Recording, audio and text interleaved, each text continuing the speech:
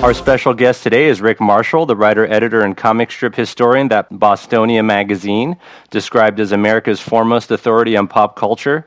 He was a comic strip editor of United Feature Syndicates, editor of the Marvel magazines, writer of Disney comic books, founder of Nemo Magazine, Fantagraphics newspaper strip reprints, and Hogan's Alley magazine with Tom Hengis, and writer of many history textbooks. Welcome to the Comic Book Historians Podcast, Rick. Thank you very much. It is an honor that you asked me on. You guys do a great job, and I appreciate being your guest. Oh, thanks. Thanks, Rick. I wanted to start with you at your very beginnings. Did you start out like most people who are into comics by drawing before you could even read? Yeah. My dad he was not a cartoonist, but he was a comics fan. And I thank God for that because, he was a real comics fan. I was born in New York City, and he would get 7 or 8 newspapers every week, including ones he'd get at the out-of-town newspaper stands in Manhattan. They don't exist much anymore. He would read the New York Times and the local paper when we moved to New Jersey, the Bergen Record, but he would buy the New York News, the Mirror, all the Herald Tribune, and mostly never open them, but he would read what wound up being almost every comic strip being done then. And then he arranged, especially when I grew old enough to appreciate, and then he would make sure about this, but he would have a friend in Atlantic City save the Atlantic City Press, which was all the NEA comics, and friends in Philadelphia saved those 2 newspapers. So I was doomed from the start. That was the environment I grew up in.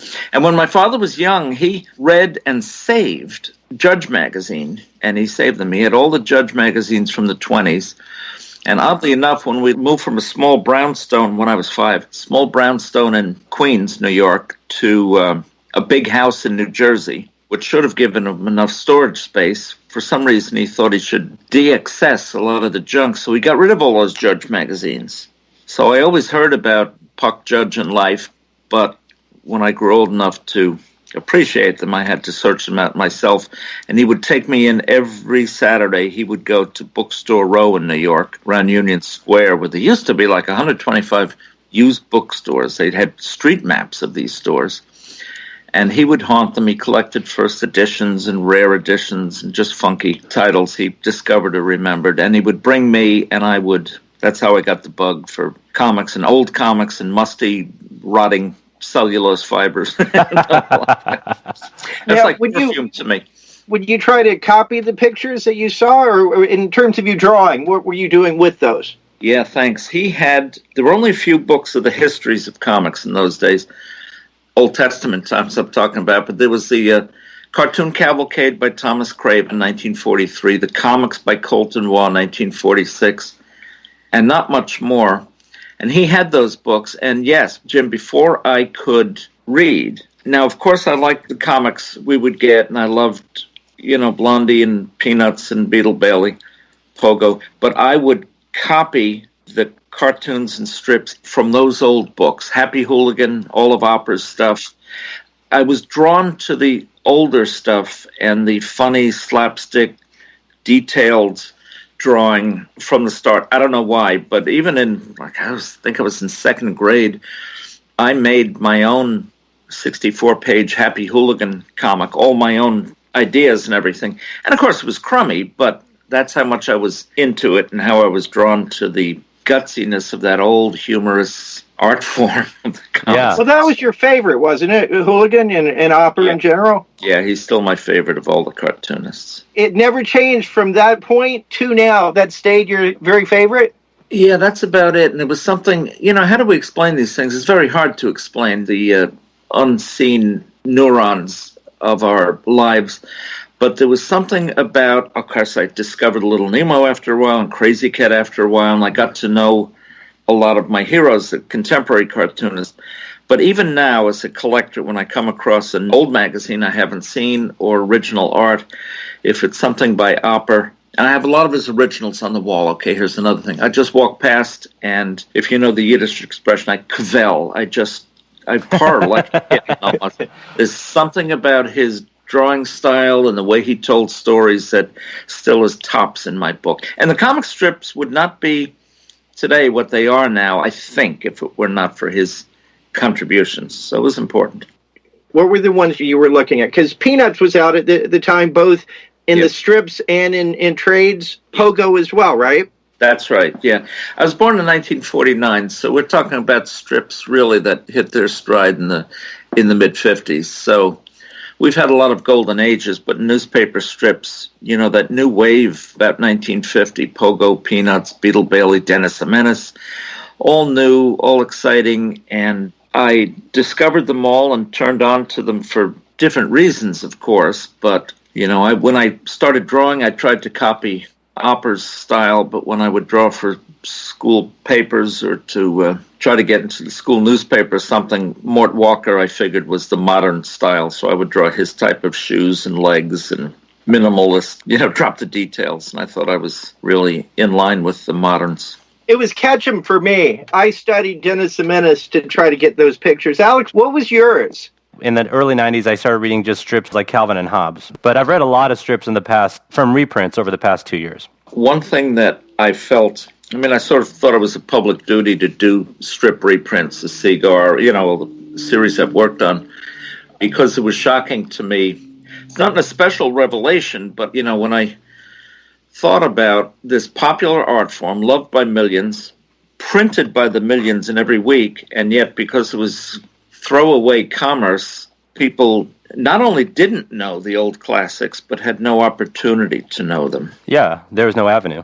I just thought that was stupid. So it was almost a mission with me to reprint a lot of those old strips and keep them alive. And well, I'm glad you did. A lot of my friends didn't know what I was talking about. I started a comics club in my neighborhood, in my school, kids who liked to draw. And it was just super nerdy. It was not only kids who'd like to draw, and we'd get together and exchange our sketches and comment on them and everything, but because I was always into the history, I would give a little lecture each week to my friends about Happy Hooligan and the Yellow Kid and, all that stuff. And you also had an affinity toward the European stuff, too, it sounds like. I did as early as I discovered it. I sure do. The first one, as with a lot of us maybe, but I lived in a little town, Closter, New Jersey, a suburb of Manhattan. And there was a stationery store called Opticars, and they sold everything, the old-fashioned soda fountain counter and all like that, a lot of magazines and newspapers. And in the back were larger books and picture books and like that, a small room. And one day I walked in there, and they had the 6 Tintin books that Simon & Schuster, Golden Books actually, their kids division, published. And it was new translations. It wasn't the British ones. They were eventually overtaken, by the worldwide famous Anthea Shackleton translations. And they were hardback, and it was like a revelation to me. I knew they were from overseas because he wore knickers and he walked into a pub saying hello to no one in particular and all this stuff that wasn't very American. And the quality of the drawing and a story 64 pages long, it was like a beautiful, rare grand piano fell on me. I remember that moment, and I bought all the books. And so that made me curious about European comics, and I got into them. So, Rick, a lot of us grow up drawing comics, and a lot of us enjoy talking about it. But, Alex, when did you own your very first piece of original comic art? Probably 3 years ago was my first original art. And now I have about 20 pieces, I guess. Okay, and so mine would have been sometime after law school. So, Rick, you probably know where I'm going with this, but how old were you when you owned your first original piece of art? Because that's the difference. All right. Well, it's a funny story, but Ben Franklin let me visit him one day. I'm older than anyone who's going to be listening to this. Now, when I was in second grade in New Jersey, for a brief time, Al Smith, who drew Mutt and Jeff, went to our church. And our pastor went to see him one day. The reason he didn't go to our church for long was, I think, because our pastor visited him one day and asked him to do a bunch of drawings for the bulletin. I think he said, the heck with this. But anyway, and he brought me along, and this was in Demarest, New Jersey. Al Smith was the cartoonist at Mutt and Jeff. And we spent an afternoon in the guest house. He had a couple buildings on his property, and that's where his studio was.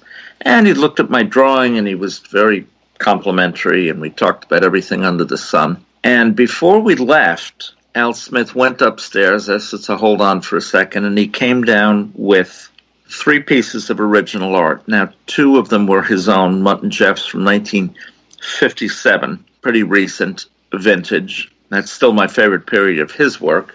But then also a Mutt and Jeff original from 1927 by Bud Fisher. Nice. Wow. It was really Ed Mack. And the thing is about 32 inches long. He drew enormous. And the New York World, his home paper, printed it in 7 columns, I think. For a while on the front page, it was larger than life.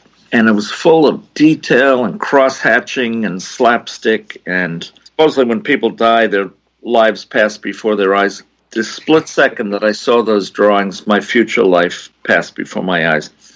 I already loved comics, but I was hooked on original art and hooked on collecting.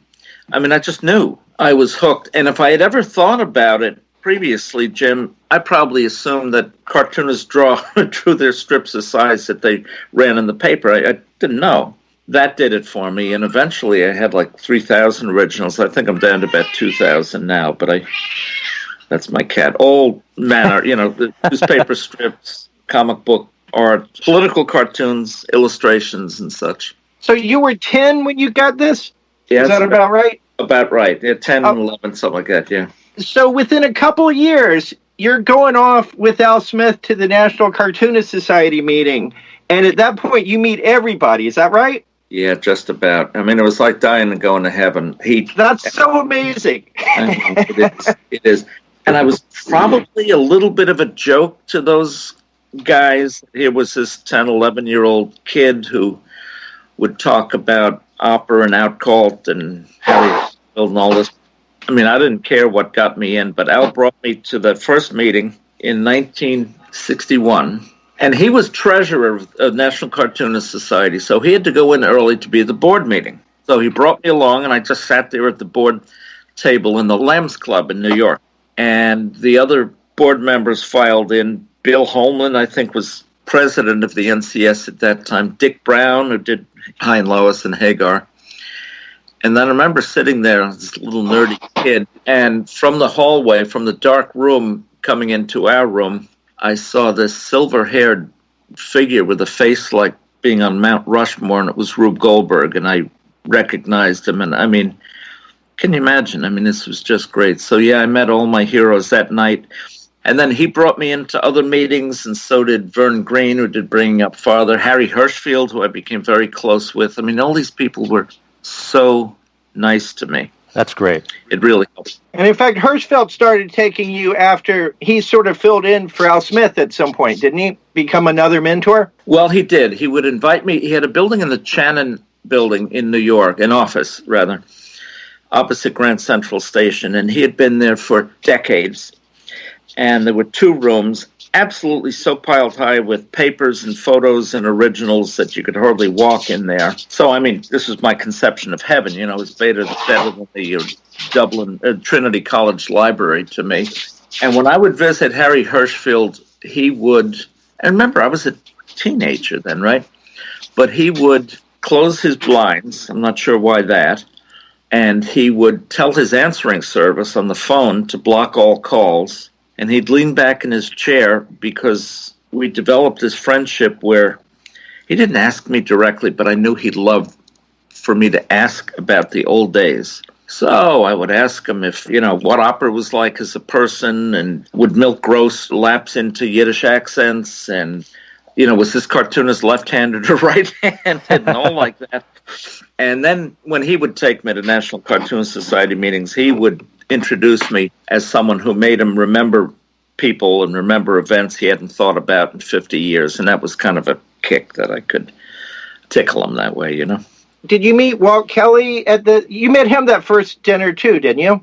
I think it was the first dinner, but I only met him once. After a while, I edited a Pogo, but I only met him once, and he was not sober, which I know I'm not the only person in the world who can repeat that testimony. And it was a great frustration to me because he was a god too. And I put him in one of the 16 cartoonists in this book I wrote, America's Great Comic Strip Artists. And Walt Kelly is, I think, the only major cartoonist we can talk about who has credentials in every field of cartooning. He worked for Disney. You know, he did comic books for years, newspaper strips, of course. He still was doing Pogo animation at the end. He did political cartoons. So, you know, he looked normal, but he had many feet in many genres. Boy, I would have loved to have just spent at least an evening or an afternoon talking with him, but So now you were more than just reading these strips, though. You were also collecting comic strips. What drove that? Was that learning from your dad to do that, or was it some innate thing where you really wanted to just save everything?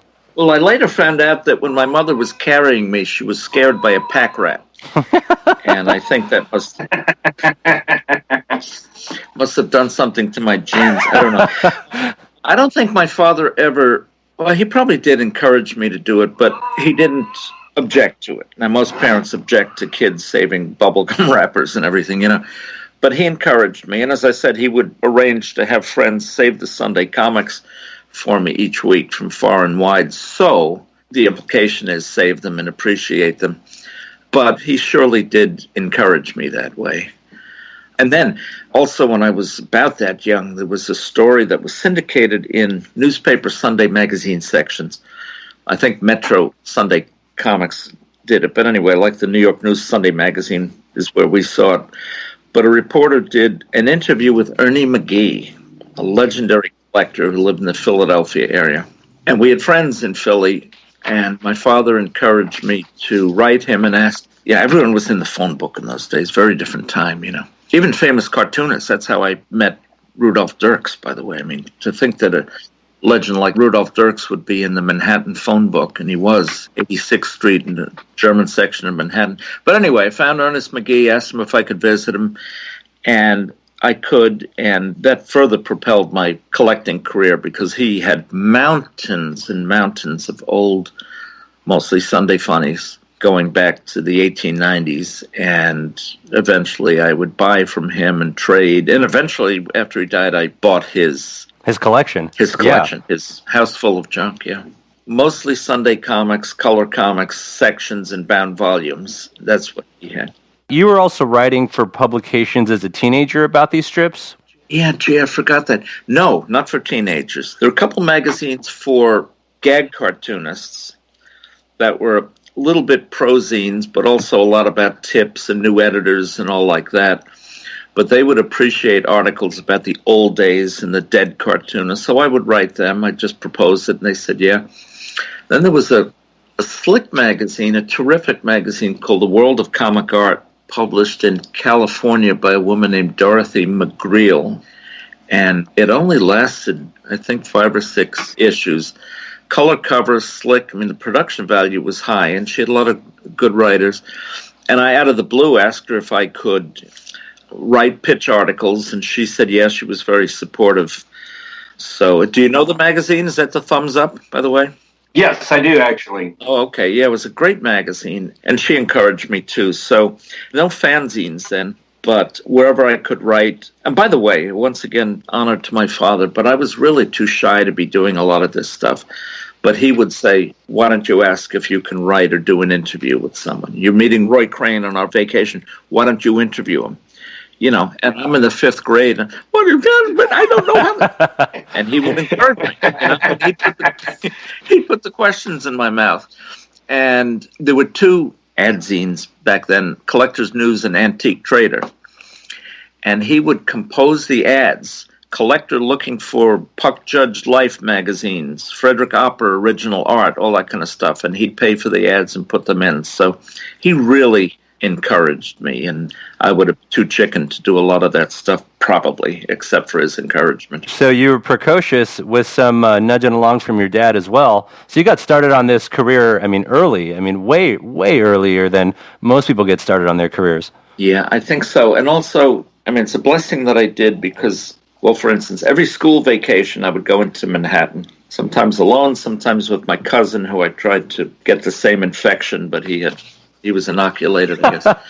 But I'd go to the syndicates, all the syndicate offices that I learned through the back pages of Lawrence Larrier's Careers in Cartooning. And I would bring my sketches or ask if cartoonists worked in the bullpen like at King Features or whatever. Or just outright, I would ask for original art.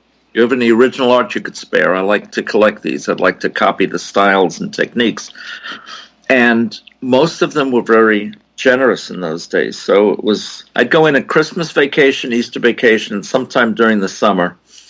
And United Features gave me, I think the statute of limitations is over now, but would give me stacks of Peanuts originals and Tarzan, McNaught, and the Chicago Tribune Syndicate.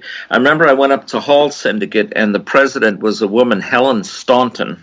I think she pronounced her name Stanton, like the town of Virginia, I think. But she took a liking to me, and every time I came in, maybe she just thought I was an average teenage reader, and she'd ask my opinions on stuff. But believe it or not, I mean, here was a kid with a runny nose going into newspaper syndicates, and she'd show me some samples. She said, we're thinking of buying this strip or that strip. What do you think of this? So I saw Andy Capp before it came out in America, all this kind of stuff. And I'd give her my opinion. Of course, I was very flattering, And at King Features, they had a bullpen where some of the artists, like Frank Fletcher, would draw the Sunday Bringing Up Father, but he would also do the rescaling or corrections or be laying the Ben-Day down. And Bob Dunn had a little office off to the side. He did, they'll do it every time. And it sounds weird, but it's true that, first of all these people were so nice and generous with their time, but probably because I was a freak, I guess. But they actually, they said we all. Yeah, well, yes, I hope so. They would say they were looking forward to my visits, and what questions do you have? Can we help you with this? And then they'd give me, not always original, sometimes stacks of proof sheets and things like that, but it was all magic to me. And what you say about that time, if this had all happened 10 years later, well, I mean, in those days, if they didn't give their originals to Rick Marschall, they probably would have burned them. A lot of artists didn't want them back in those days. You essentially saved those artifacts. And that's what I'm going to tell the judge when I'm hauled into court. Rick, I'm the only other cartoonist and animator in the group here. I feel like I have a lot in common with the things you're describing, but I'm really curious. You were a kid interested in drawing, not just in reading the comics. Did any of these guys give you any art pointers? Oh, yeah, absolutely. Yeah, thanks for asking that. And I still have these, but Al Smith, who did Mutt and Jeff, the first notch on my belt, I'd show him samples, and I came up with strips and things. And he would show me the way he would have drawn it, a character from behind. And he'd say, Rick, look, the ear doesn't go that way. He'd really give pointers that way. So did John Severin. I was blessed to grow up in the New York area where so many cartoonists lived. Oh, and wow. Severin had a studio in Harrington Park, New Jersey, and kids at school told me, because they knew I liked to draw, there's this storefront in Harrington Park, and the curtains are always drawn. We looked in, and there's a guy drawing pictures in there. So I thought, well, I'm going to check this out. And then I guess either Al Smith or Joe Dennett, who was a neighbor of Severin's in Norwood, New Jersey, told me he has a story. Anyway, I connected the dots, and I went over and introduced myself to Severin, who was very shy, even with a snot-nosed kid. And this was young. It was before I drove. I'd take my bike there and everything. But Did you have a lot of allergy problems as a kid? You keep mentioning snot-nosed. Yeah, my father was in the handkerchief business, so I think he set me on that path for a reason. But John frequently gave me pointers about, and one I just came across the other day, a page of how he draws hands, the fingers in different attitudes. And a lot of us, I don't know about you, Bill, but I have trouble drawing hands. A lot of artists do. And he would show me how he would do that. Vern Green also, who did Bringing Up Father, he had a horse farm in Wyckoff, New Jersey. And he was, of all the cartoonists I met, he was the nicest guy, very warm and friendly. And he would have me come over, if my parents would drive me, of course, with the idea, he said, would I mind helping him straighten out his collection? Now, he had a ton of original art because he always liked it. And when he was in the bullpen at King, he would rescue a lot of Crazy Cats and Cliff Sterrett, Pollyanna Pals, and stuff like that. He had a lot of books, a lot of old books on cartooning and copies of the old Cartoons magazine from the teens and stuff like that. And I finally figured it out. Could I help him straighten out his bookshelf and his papers and all like that? And I would. But after a couple Saturday afternoons, halfway through, he'd say, you know, if you want to come over and watch me draw, that would be fine. I think he wanted to teach me or ask questions or something. So I caught on to that pretty quickly. You know, he had done the spirit, not just bringing up father, so he was very versatile. And he gave me countless pointers. So cartoonists would do that, and I ate it up, of course. You know. And I have to say, hands are the toughest. And my funny story about this is Dean Mullaney years ago was going through portfolios for Eclipse Comics, and I remember hearing him tell a kid, "You call that a hand?" And it really scared the crap out of me. So, one thing as a collector or so-called historian that I noticed, because I would have trouble with this. By the way, I think most serious collectors and most comics historians are failed cartoonists themselves. I think this is vicarious motivation or interest. Ernie McGee couldn't draw. Art Wood was not a great cartoonist. Jim Ivey, God bless him, had his own style, but I think that's part of what fuels our interest. As a collector or historian, one of the things I notice quickly, and Bill, what you said about hands too, is cartoonists who, going back to the 1800s, to illustrators, who might otherwise be great at faces and moods and cross-hatching and all this business, but when you see that they often draw their figures with their hands in their pockets or their feet hidden by a bush in the foreground or something like that, you know that they didn't go to school or flunked out of art school. You know? Anyway, maybe. No, I think you're right, actually.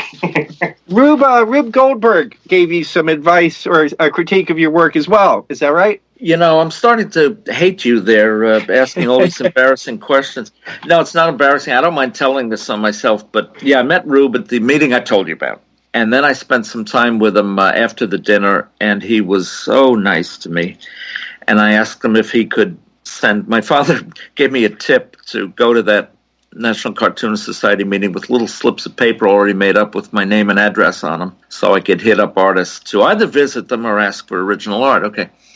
So I asked Rube if he could possibly send me something, and a couple of weeks later, I got not only a Rube Goldberg original, but from the teens. I mean, it was a classic inventions thing. I mean, what more could you want, you know? And he inscribed it to Richard Marschall with best wishes for his cartooning career. And then he said, P.S., this was drawn before your father was born. It was not quite, but still... I didn't send it back and ask him to correct it, you know. That's great. Well, a few weeks later, and he invited me to visit him. And a few weeks later, my father drove me in. Rube had a place on Central Park South, I think.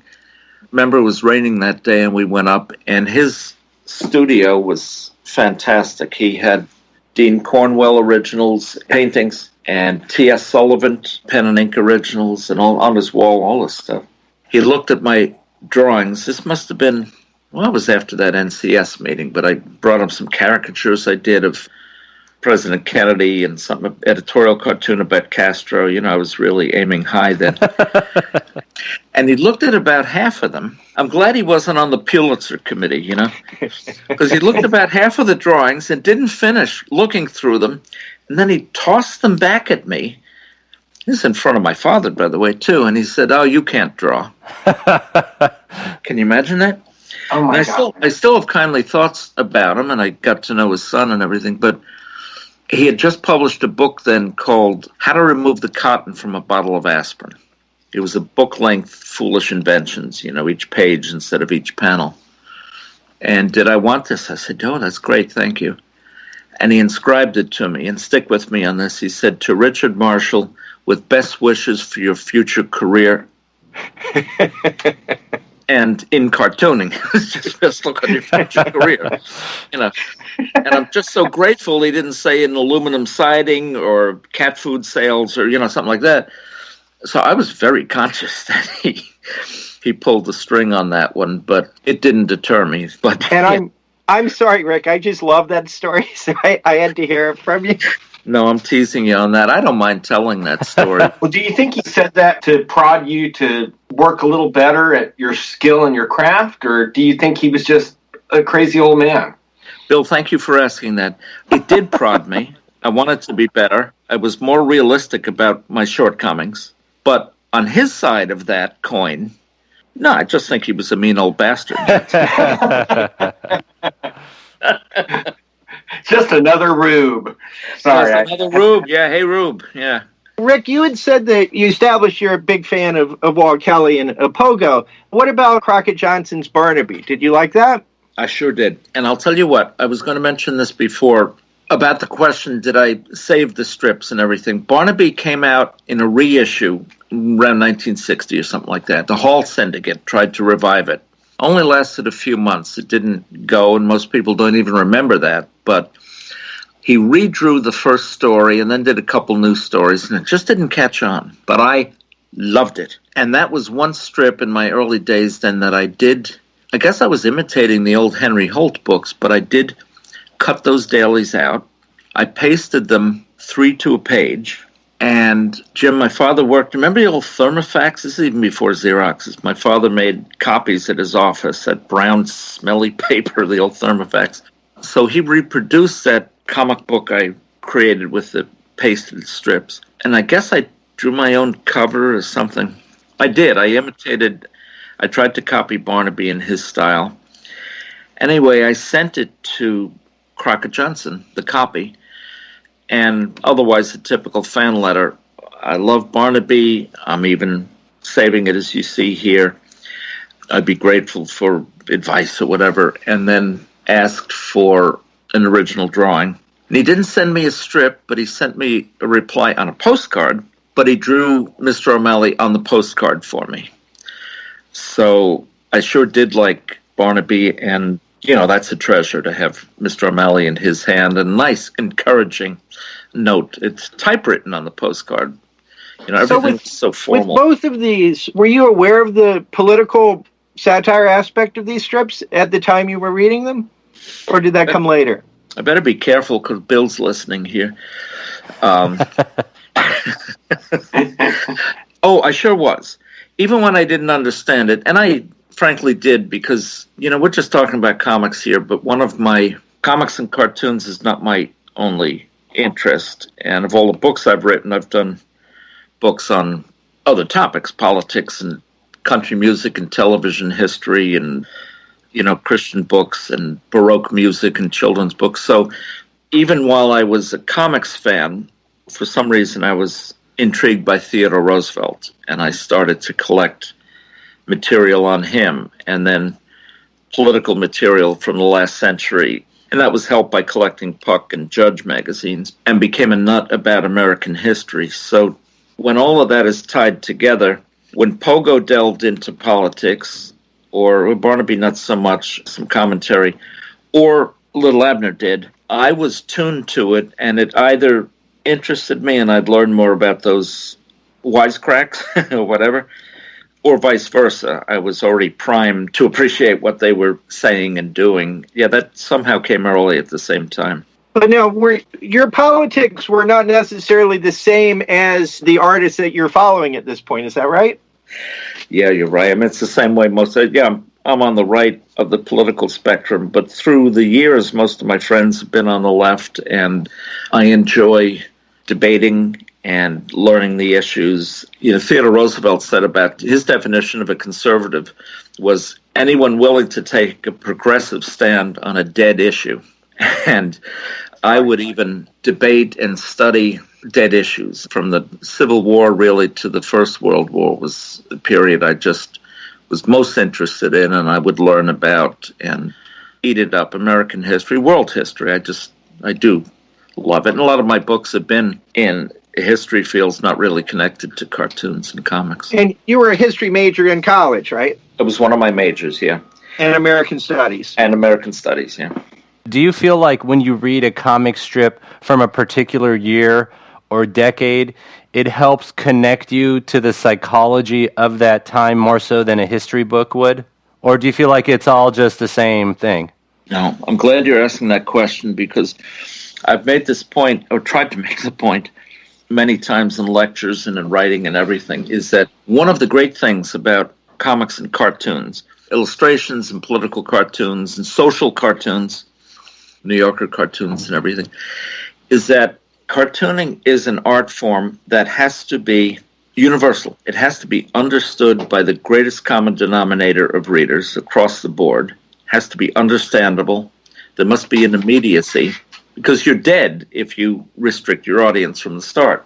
Fast forward from any group of cartoons or cartoonist work, decades or centuries, and you have in cartoons the best way to understand a time and a people and the issues and the mores, the fashions, the fads, more than PhD theses, more than charts and graphs. It's one reason I like cartoons and comics, and long way of answering the question, absolutely. I put myself back in those times. I allow myself to be taken back into those times and understand those people. I have a question for you. It's 1967. You're on college campus. How aware were you of Marvel at the time? And had you been a comic book reader also, or had you just been strictly comic strips all this time? And had you read things such as EC as a kid? I appreciate that question. It's one hole in my resume. You're talking about 67. The only Marvel and DC comics, mostly DC comics that I had in my collection were ones that my cousin read and would save for me. I had a lot of comic books, but I liked Disney, Warner Brothers. I liked the funny animal comics. Nancy, Little Lulu, all that stuff. Didn't much like the superheroes. Frankly, I thought they were silly. I personally love that perspective because, I kind of started with superhero and Marvel as a kid, and then I feel like I've graduated to almost finding it a little silly and going towards strips and other things. But for you, you started with what feels to me as the more highbrow form of comic from the very beginning. So I find that really fascinating. And my mother was a huge comic strip fan, so all I got as a kid was, this comic strip groove, and I didn't even get into comics until I was 10 or 11. But I loved comic strips first, so I can certainly agree with you on that. Yeah, okay. I did come to appreciate them. And by the way, one thing that sort of confirmed my prejudice was that as I got to know more cartoonists, strip cartoonists and political cartoonists, and then eventually got to meet and know comic book artists, I think you guys will agree with me, and I guess it's not the case anymore, but it was very much the case that for a vast percentage of comic book artists, no matter how successful they were or how many covers they would see there, on local newsstands or whatever, most comic book artists were frustrated strip artists.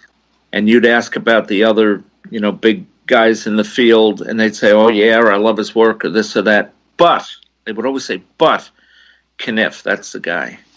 Or Hal Foster. Oh, man, if I could draw like Foster. Or Alex Raymond.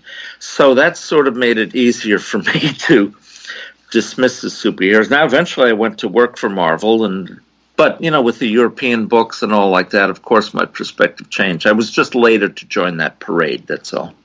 So, Rick, you were a conservative in college in 67 during the Vietnam War era and all of that, and this was in D.C.? Is that where you were? American University, Washington, D.C. Yeah. So you had to be at odds in some ways with all the people around you because you were at a point where liberals were running things in college in terms of the protest and different things. Yeah, how was that? Not just in some ways, in every way. In everything. I was trying to be polite. Yeah, I know.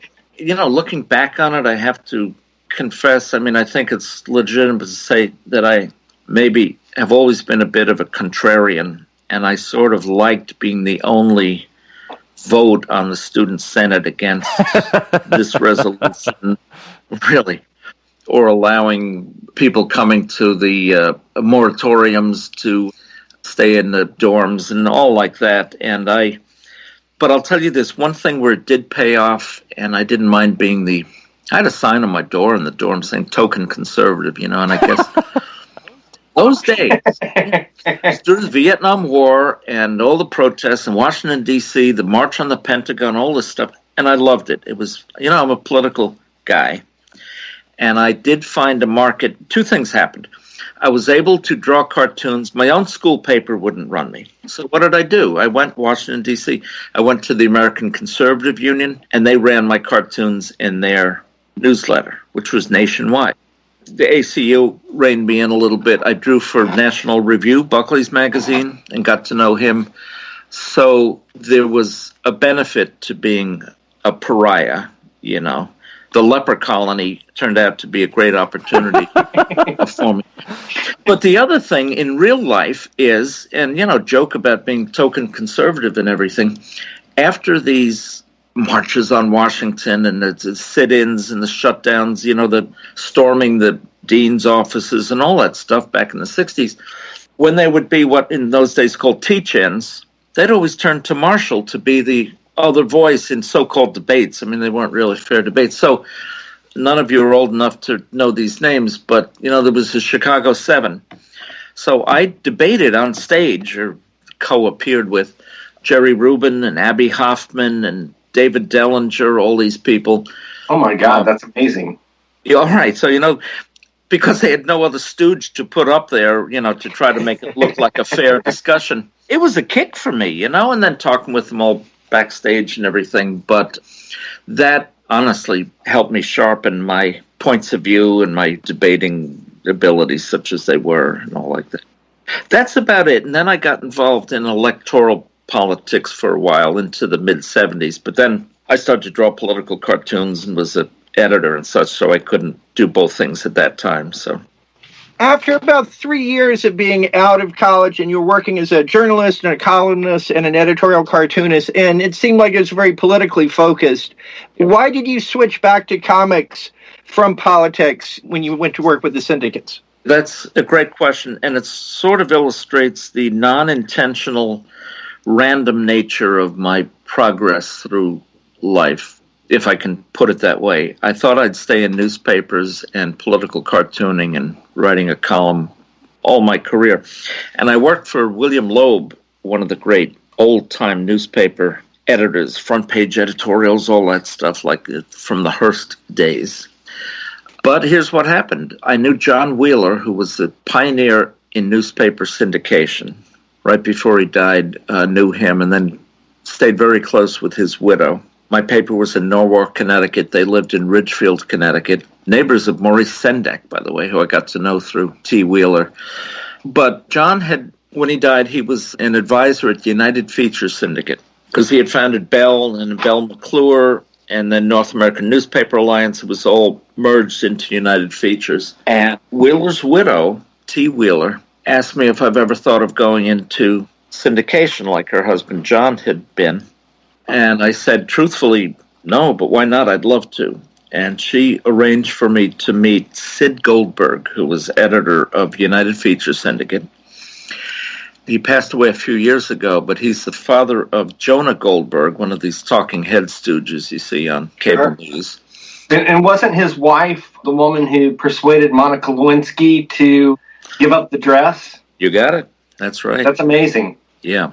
Big Tom Lipscomb and Lucienne Goldberg were the people who really connected those dots to make that scandal public. Yeah, Lucienne, and she runs a blog now. She does. She was also, by the way, the same year I was invited to, did dirty tricks on behalf of the Nixon campaign. I didn't do it. She did. By the way, the guy who tried to have me do it is in the news these days, Paul Manafort. So it's funny how life... That's fantastic. Wow. That is wow. Little bit of a tangent. Political junkies also, so we appreciate that. Well, here we are, a little bit of a tangent, but in 1972, when Nixon was running against McGovern or vice versa, and there were dirty tricks, as some people have heard of that year, Watergate and everything. But Paul Manafort, and I never knew if he worked for the Republican National Committee or for whom, I don't know. Roger Stone probably became his partner along with my friend Charlie Black. But he asked my girlfriend and I to meet him in a hotel room on the west side of Manhattan opposite where the cruise ships dock. And I'm sure he tried to recruit others, but he asked us if we were willing to go to Miami where the Democrat National Committee was meeting, convention. remember in 68, there were the riots outside the Democrat convention in Chicago, and the police went crazy clubbing people and all like this. And it was a big black eye for the Democrats. And he wanted to recruit us, as I say, probably others, to go down and mingle with the crowds outside the Democrat convention in Miami and incite protests or get people angry or be good TV shots. He said, we don't want anyone hurt. I'm sure he wouldn't have minded, but just we want people to provoke. Well, my girlfriend then could have passed for a hippie, but I was born looking like a suburban commuter or something. I never could have played that role, and there were other reasons I said no, but that was Paul Manafort, and fast forward to now, and that's wild. And it's crazy. So you were in Miami at the time? No. Okay. I lived in New Jersey. They would have. No, but for the convention, they would have taken us down there. Now, by the way, this is backing up a little bit, but that's how I got into the newspaper business. Because when I was thinking of it, I went to my local paper, and as a congenital double dipper, I went to the paper and I said, "Look, I'm going to be down. I have the opportunity to go to the Democrat convention, not as a delegate, but to be in the crowd. Would you like some stories written that I would send back? Local boy goes to convention." And the editor said, "No, but we need a reporter. Do you want to take a test?"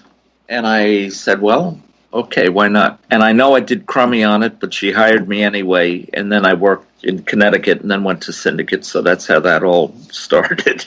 I was there, Rick, at the convention. I was 11 years old, and we were at the Fontainebleau at the convention. Oh, gee. That's amazing, Jim. I have a picture of me wearing a little straw hat saying, "Vote for Nixon." Vote for Nixon? Yeah, somebody was handing them out at the time. It was probably what you would have been doing if you were there. Al and I were thrown by that comment, Jim. I'm just saying. Yeah, what's going on here? By the way, later in that campaign, in the 72 campaign, I was a state chairman in New Jersey of Young Americans for Freedom, the Buckley group, and there was a big rally in Hackensack, New Jersey, the county seat. And McGovern was going to be there. He was there. And Henry Helstosky, the local rep, Democrat, and Senator Harrison Williams was going to be there, and other big wigs I'm forgetting. It was a big rally. As YAF people, we were there handing out flyers and buttons against McGovern. Dusk was settling in, and this program had already begun, and Senator Williams, who was later thrown out of office in the Abscam scandal, went to jail. But he wasn't there yet, so it was an empty seat. Oh, Ted Kennedy was there. I mean, there was all these bigwigs, Was there anyone in Ted Kennedy's trunk at that time? No, I'm kidding. And were his clothes dry? I'm just curious. All right, I'm sorry to interrupt. Please continue. Not a problem. Anytime with those flavor comments, it's all right. Well, speaking of trunks, I was going around the back of the courthouse to go to my car to get more buttons and flyers, right? And there's a guy running towards me, and I recognize him as Senator Williams. And he's sort of trotting, he knows he's late. And I said, "Oh, Senator Williams, there's an empty chair. They're waiting for you." Well, he didn't know he didn't know anything about me. And he said, oh, good. Yeah, I'm sorry I'm late. So I started to trot along with him, and I still had some buttons in my pockets. And I said, "Wait a minute, you're going to go up. You're supposed to sit between Senator Kennedy and McGovern himself, and you're not wearing any buttons." He said, "Oh, yeah, you're right." So I took 2 buttons out and put them on each lapel, and he said, "Thanks very much," and he scrambled up onto stage. And for about 40 minutes, he sat there with anybody but McGovern on one lapel and misgovern with McGovern on the other lapel until someone actually saw what the Democrat senator from New Jersey at a McGovern rally was wearing. So I was gonzo guerrilla political tactics there. As far as comic strips, United Feature Syndicate, now you knew people that worked there from your teenage years, is that correct? Yeah, I knew some of the personnel, production manager and others, because I would visit. And Charles Schulz, was he one of the people you had already known before? No, I had not met him yet. Fan letters is all. I had not met him yet. Was it weird having editorial say over comic artists that you admired before going into that? Was that an awkward position for you, or was it like a fish to water type of situation?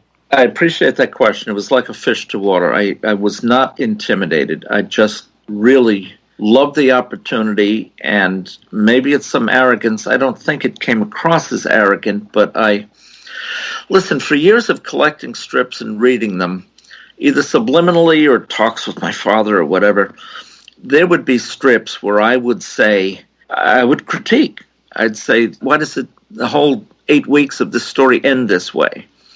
Or it doesn't make sense that that character acted that way because last year she did, So I sort of fell into it, and I'm going to save Jim from asking another embarrassing story, but you learn a lot of this is on-the-job training. And when I was an editor at United, and then eventually, 2 other syndicates, but at United early on, this was not known to me, but it became evident really quickly that Schulz had gone 13 months without signing a new contract. It was a very delicate situation. There was a lot he was unhappy with. Eventually, he got control of all his licensing and marketing. But I didn't know this stuff behind the scenes. But it was always told to me by various people at the syndicate, don't bother Sparky. Don't call Schulz. It's never important enough to bother him, and he's flinty and all like this. Well, okay. One time there was a Sunday gag, and I found it a few weeks ago downstairs, a Sunday gag where Charlie Brown is the pitcher, and Lucy has an umbrella out in center field. And he said, put down the umbrella. How can you play center and have an umbrella? And I guess she said it might rain or something like that. Well, anyway, he throws a pitch. He looks up. Of course, someone hits a fly ball. And the baseball comes down, pluck, right on the spine of the umbrella. She spikes it. And then she calmly walks to the pitcher's mound, flips the umbrella, flips the ball to him. And as with his gag construction, the joke is always the second to the last panel. There's always where the character looks at the reader. And no one's ever analyzed this way, but that's the same gag construction that wasn't every strip, but most strips Trudeau used and others. And there would be commentary, or the character would look out at the reader or something like that. So anyway, in that Sunday page, Charlie Brown looks at the reader and he says, I can't even manage good.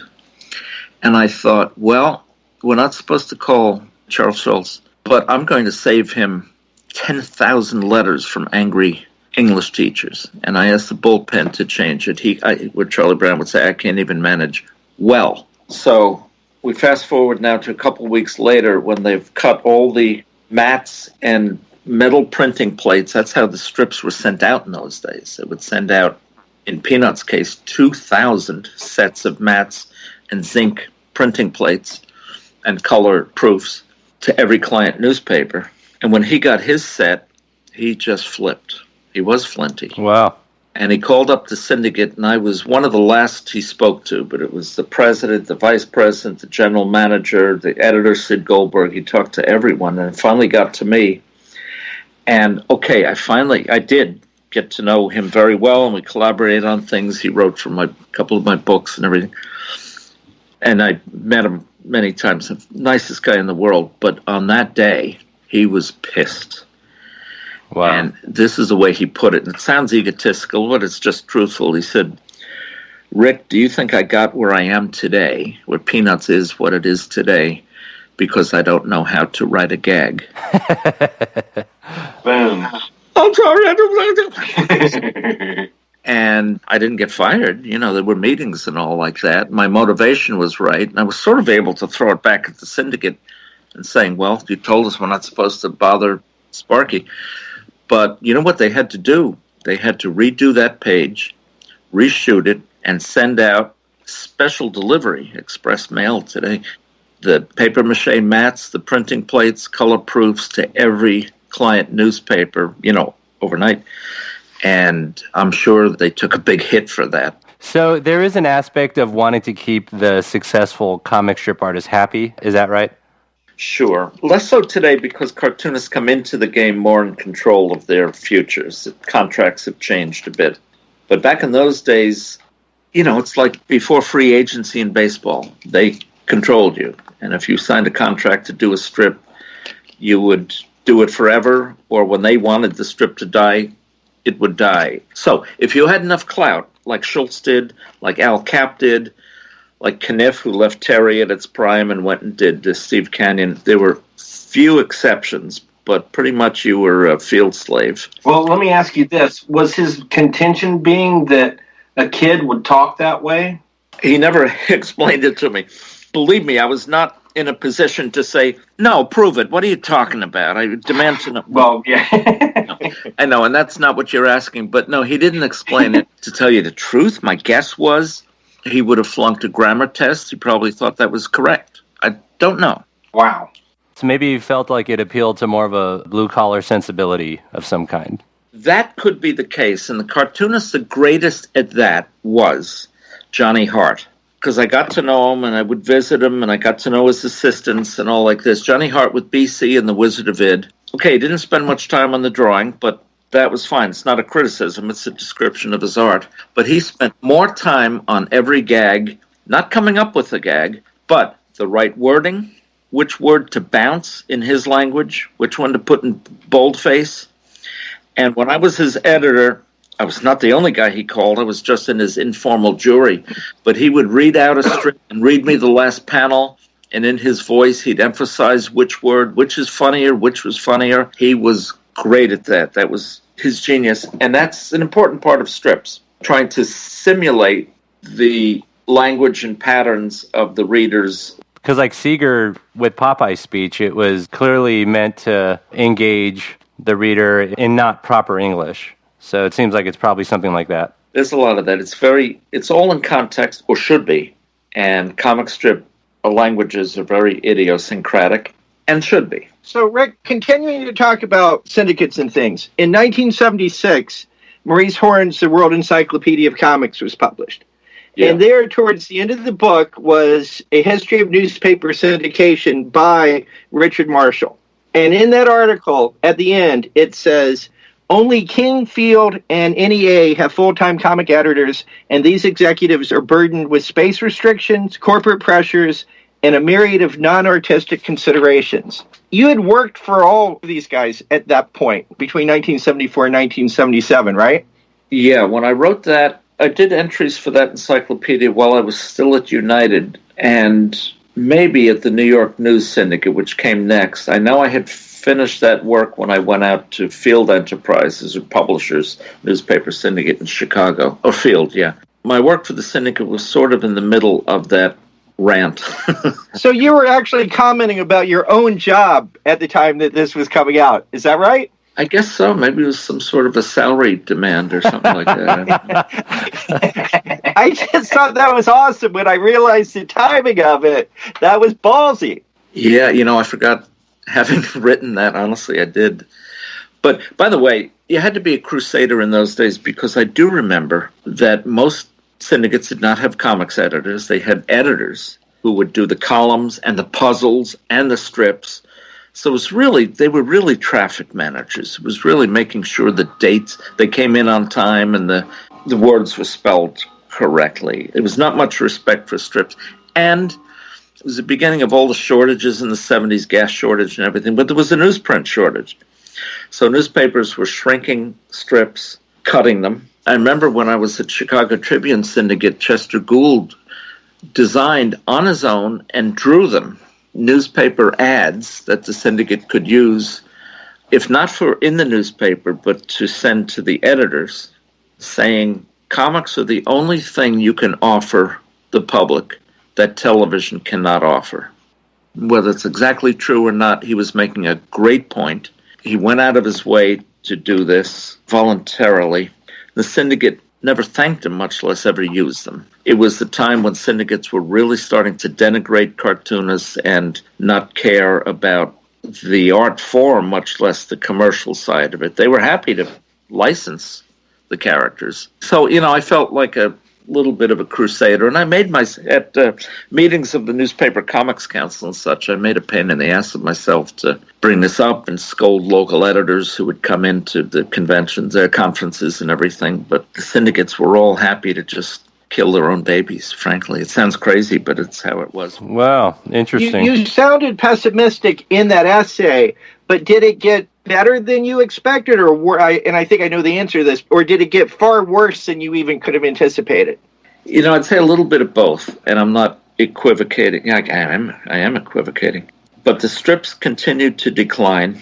I remember a couple stories. One of the first books I did, I forget the order of them, but I did a book on the history of the Blondie strip at its 50th anniversary. And I got to know Dean Young, and Mort Walker, Biddle Bailey, who didn't know Dean Young at that time, said next time you see Dean Young, ask him why he does the longer Sunday pages and like little short stories and all the characters and all the puppies. He says he's making the rest of us look bad. I mean, Mort used to say, he would joke about it, but there's a reason you make jokes about certain things. There's truth behind it. Cartoons should get to a certain level where they can afford to hire assistants and they can golf all day. Now, it made it very easy for cartoonists who wanted to cruise to point to the newspaper shortage and the shrinkage. Because all of a sudden you saw a lot of strip cartoonists and story continuity cartoonists doing panels with full faces, so they didn't have to draw backgrounds, and dropping details so they could golf more, but also to make smaller reproductions more readable. You know what I'm saying? It was a handmaiden. These two things were going, and they hurt strips. And Al Cap hated this, and it's one reason he quit. I mean, low sales were another. But he drew some strips where all the characters were hunched over. And, the comment was, I think this was in-house, not in newspapers. And he would send them out to editors. But there would be the punchline about this is the only way Mr. Cap can draw us because there's no space for us to stand up anymore. This kind of stuff. And Johnny Hart did some gag about we might as well be on stamps because we're as small as a postage stamp now, that sort of thing. So the infection that hit newspaper publishers, the newspaper editors, started to hit the cartoonists too. If they were lucky, they'd retain their space and their rates, but they could draw smaller, fewer details, easier days. It was really a lack of self-respect. Now, comics have not disappeared. The other half of your question is, I think part of it was the technology where the color printing actually became a little better. So comics sort of found a crutch, Sunday comics. And then also, Jim, I think part of it was whether it was Marvel and DC or the syndicates that the licensing mavens and merchandising people swooped in and the tails started to wag the dogs. That it happened that strips were maintained because of either the licensing activity or the anticipation of licensing and merchandising.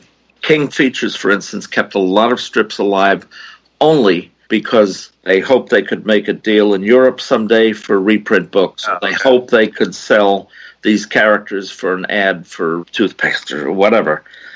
There were a lot of strips that were kept alive for that reason. Oh, that's really interesting because it mirrors what's happening today with comic books, where it's the studios and the film projects that are keeping the books actually being published more than any other aspect, and certainly any sales aspect. Yeah. So that's a really good parallel, I think. Yeah.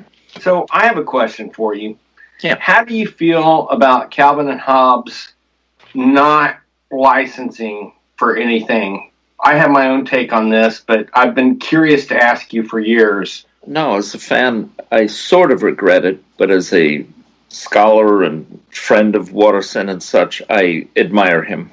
Yeah, I'm pretty much on the same, but I also feel like you have all those peeing stickers on the back of people's trucks, you know, and I feel like that would have been prevented if he had had a deal with, say, Determined Productions or somebody like that. No, I don't think so. Someone still would have tried it, but if he had another deal already, they would have sued the licensing company. But his syndicate was willing to sue in those cases anyway. Oh, good. I did not know that. That makes me very happy, and it makes me less upset with him for not licensing, because I'm one of those few people that wanted to license for protection reasons, not for I mean, I would have loved Calvin and Hobbes action figures, don't get me wrong. That's good to know. I did not know that. Yeah, and Bill, he stopped the syndicate. They wanted to take action in a lot of those cases. He said, oh, what the heck, let it happen. It's not going to die out. I'm sure he was bothered somewhat by it when the drawings would be bad. offensive, but he just didn't want to raise the dust on that. He didn't want to draw attention to it. It's been a while, but I have a sheaf of letters he wrote me, and I got to tell you, one of the kicks of my my life, was that occasionally I got to know a lot of my heroes, these guys, well enough that I would get random calls or random letters from some of these people. For instance, Schulz would call my house, and my wife would say, Sparky Schulz is on the phone. Is that Charles? Yeah, that's Charles Schulz.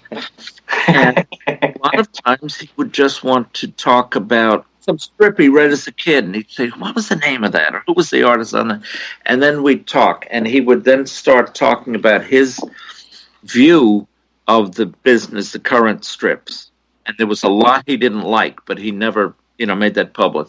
So I felt privileged. And Watterson would write me these notes someday after we're all dead, I guess they might be published, where he would explain why he didn't allow licensing or merchandising, or, his view on those situations. And for instance, this I can talk about because maybe he did go public. I'm not sure, but one of his favorite strips growing up was Pogo. Yeah. He adored the strip, the artwork, the ethos, everything. You can see it in his layouts, too, I think. Very good, yeah, you can. And the fact that he didn't use the brush 100% like Kelly did, but he loved his brush work and all like that. And Peanuts. Growing up, Peanuts, too. But he hated the fact that there were animated cartoons, Charlie Brown Christmas and all like that. He said, one thing that makes comics special is that we, the readers, provide the voices for those characters. And we think we know how they would act when that gag ends and what their world is like outside those 4 panel lines. And he said, I don't want a half an hour on TV, an animated cartoon where they really don't look like the characters and they don't sound like I think they talk. He said, I hate that, and I don't want to do that to my readers. And since he was making scads of money, it was never his motivation, he was able to have integrity on that and see it through. He even regretted the one year there was a calendar that came out, and he sent me the painting, the cover of that calendar, but he even stopped that. The reprint books were one thing, but everything else he wouldn't allow, and I like that. There were no action figures or plush toys or Calvin condoms or whatever would have happened. I'll buy those. Yeah, I would have bought those. That's a collectible. In fact, Alex has a few bootleg ones. I must ask. Sorry, Alex. Gave you away. Now, Rick, this is a question I've been dying to talk to you about. Jim mentioned the World Encyclopedia of Comics and Maurice Horn. Could you tell the listeners what that was and how you became involved in it? Because as a kid, I have to tell you, I was 13 and got this for Christmas. And the name Rick Marschall ever since was, and Jim still has his copy. I still have my copy. But that's where I learned of Rick Marschall. And ever since then, anything that had your name on it was like a seal of approval for me to buy or pick up. So how you came to meet Maurice Horn and how that whole thing, started, because he was French. Am I right? I believe he still is. Oh, he's still alive. Oh, I didn't even know that. Yeah, I think he is. You mean he's still French? The funny thing about Horn is that you've heard the phrase, he's his own worst enemy? Mm-hmm. Yes. Okay. You can say that about Maurice Horn, except that maybe 150 or 200 people around the world would say, not while I'm alive. They want to be his worst enemy. He has more ex-friends than... I met him I started to go to comic conventions in the late 60s in New York, Phil Suling conventions and such. And I had old stuff with me to trade and barter and all like that. And just met him at one of those conventions, and we kept in touch and would trade and talk. And he was like a sponge. He had worked on the show at the Louvre in Paris, where actually the Museum of Decorative Art's part of the Louvre. The landmark show back in the early 60s that Pierre Coubry and Claude Moliterni and others worked on. And then the book, the catalog that was done in France, was published here by Crown Publishers, A History of the Comic Strip, with all those frog names on them. And so I was aware of Maurice. So because he loved American strips, he was very interested to talk to me about what I knew and who I knew and all this business and everything. And he was going to do this encyclopedia. Would I be interested to write for it? Now, I had no real writing credits at that time. A couple of these magazines, okay, but I knew where bodies were buried, and he trusted my writing skills, or he would be editor. And he would ask other people, if you have that book, Bill Blackbeard and Joe Brancatelli. I would do the strips, old strips. No, contemporary strips. And Joe Brancatelli would do the comics, and he would do the European comics and all like that. There was something like 12 or 15 writers. Mark Evanier would do the animation entries, and he paid us all $10 an entry. He was a crazy editor. He wrote us hard, but it was great discipline for me. I was really honored to be asked to do it. It was a real book. And the only interference he played with all of us was he would give us lectures about Diderot, the inventor of the Encyclopedia form in Europe and France centuries before, and we should not just stick to dates and facts, our opinion. Well, okay, so a lot of us did. And we talk about the high period of someone's art or writing, or maybe a decline in the hands of ghosts or something like that. But even as a newcomer, I was pretty discreet and diplomatic. We all were, except for Maurice himself. And he would savage people like crazy. So when the book came out, it did well commercially. It sold to a lot of libraries. But the cartooning profession, the National Cartoonist Society and such, was very unhappy. Because they felt it was a criticism? Yes, and it was a lot of cheap criticism. He really savaged Al Andriola, for instance, who did Kerry Drake. And it was needless. He didn't have to do that. So he became, for a while, he was the darling of the professional cartoonist community, the Newspaper Comics Council and the National Cartoonist Society. And Milton Caniff even drew a character in Steve Canyon, Monsieur Toot, get it, Horn, and he looked like him with that ridiculous nose and everything. But overnight, he went to being a pariah and really savaged and all like that. And I was told, Rick, if you want to get anywhere in this business, comics or whatever, end your association with them. And I was told this in Europe, too. I started to go to conventions.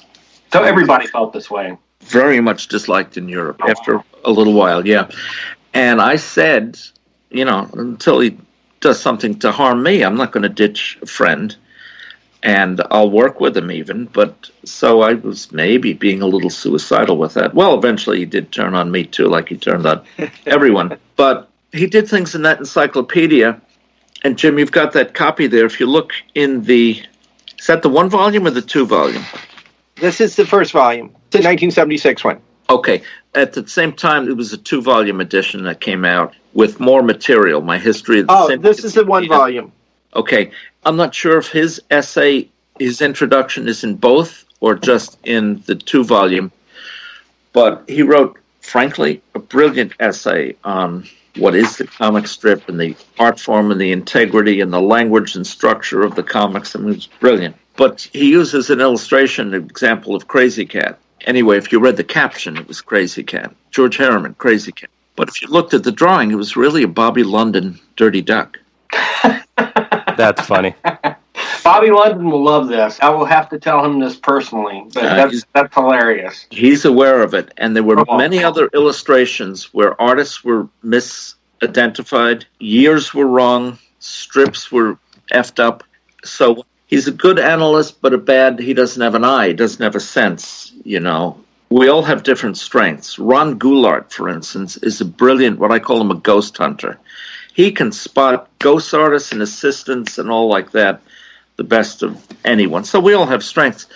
Bill Blackbeard was a good collector, an anthologist, but frankly a crummy historian, in my view. I read all his Roy Crane reprints of Wash Tubs. I've read every single one, and then I read all of your Seeger stuff, so it's interesting. When he wrote for Nemo, after a while it drove me crazy. I would run out of blue pencils correcting his copy because, for instance, he would write with Popeye. One of the things with Popeye, he would write about when it got less violent, let's say, fewer fights.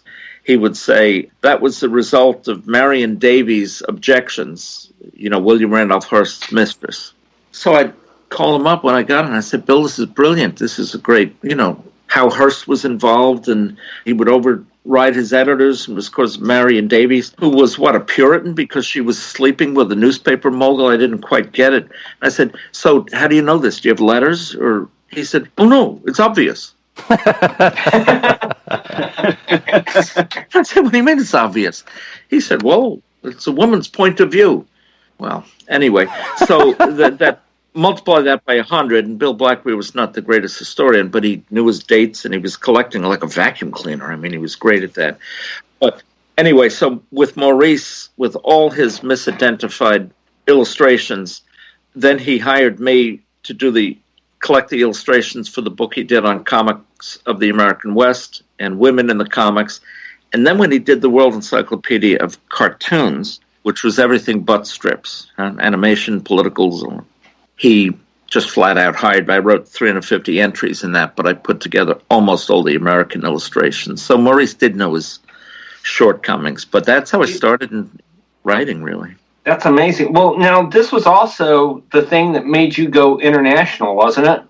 I mean, after this, you were invited to a lot of things overseas, this really made you the guy we know today in a lot of ways, wouldn't you say? Are you talking about as far as world recognition, Bill? Is that what you're talking about? Well, I'm actually talking about, you started getting invites to international festivals. You started going over there. I mean, this is when Rick became the Rick Marschall of comics that we know today, I think. I mean, I may be wrong and may be overreaching here, but I'd love to hear your impression on this. That's about it, and it fits chronologically. I went to my first convention, the comic salon at Lucca, Italy, in 1978. And you're right, it was some writing. By that point also I was writing for Cartoonist Profiles magazines and some other outlets. But yeah, it was that book and others. So I went to Lucca in 78. I was working for Marvel at that time. And I went because they invited me, but also Stan Lee wanted me to scout, or I convinced him that I should scout for European artists to draw for Marvel and to work for this new magazine we cooked up, Epic. But that's a good point. So my name did get around that way, and I've been to Europe now more than 60 times, and many of them were for comics festivals and book fairs and such, yeah. Were they for some of the other things you're into, like your hymn research or music research? Yes, I would go over. I've been to 2 wine harvest festivals in Germany just for the wine aspect, and I went over to Europe for 2 music festivals, a Bach organ cycle and others. So, yeah, I've been for various reasons, yeah. How did Maurice Horn burn his bridge with you? The guy's flakier than a snowstorm. Maurice had so many what he would call enemies in Europe. He fell out with all of his collaborators on that landmark show in Paris. A lot of it was just professional jealousy. A lot of it was that he tried to claim more credit for that show than he was really due. We would have lunch or dinner in New York fairly frequently, and many times he would open the conversation by saying, so tell me, what are my enemies saying about me now? I mean, so that's not only being paranoid, but it's loving being paranoid. Right. Right? He would relish these controversies. And, I mean, he's also got something of an ego. He would, it's an old joke, but, it was like 2 hours he'd be talking about himself endlessly and what he did and what his rivals were saying about him and all like this. And then he would say something like, but enough talk about me for 2 hours. Tell me, what do you think of my latest book? That's it. What do you think about me? Yeah, that's about it, yeah. So here's the situation. We had this, I continued to work with him and even defend him to people, but eventually I went to work this is after Marvel and Disney, I went to work for Dargaud, the French comics publisher. Asterix and Valerian and such. Lucky Luke. And because a former French comics historian at that time had an editorial job with Dargaud in Paris, and the guy's name is Claude Moliterni, since died, and he was one of that group, the group called Saucerlid in Paris that Alain Resnais, the French director, was associated with it, and Pierre Coupery, who I think is the world's greatest historian, comics historian, and some others. But Maurice fell out with all of them, but he was particularly upset with Claude Moliterni. He just had it out for him. In my job with Dargaud in the U.S., I had no association with him, no reason to ever talk to him. He just worked for the parent company, an ocean away. But Maurice called me to his apartment in Manhattan, and he said, "You're going to work for Dargaud, and Moliterni works for them." Frankly, my ears used to glaze over every time he'd talk about his controversies. I didn't know what he was talking about. But he said, "You can either work for Dargaud, where my enemy works, or you can stay associated with not both." I said, "Are you crazy? I've got to feed my kids. I had 3 kids, So I said bye-bye. And after that, he just sniped like crazy. And needless to say, we never worked together. But he would badmouth me to everyone about being a crummy historian, or I don't know what he said. But I see. He had this narcissism and a bit of vengeance, and he relished the dark side of it.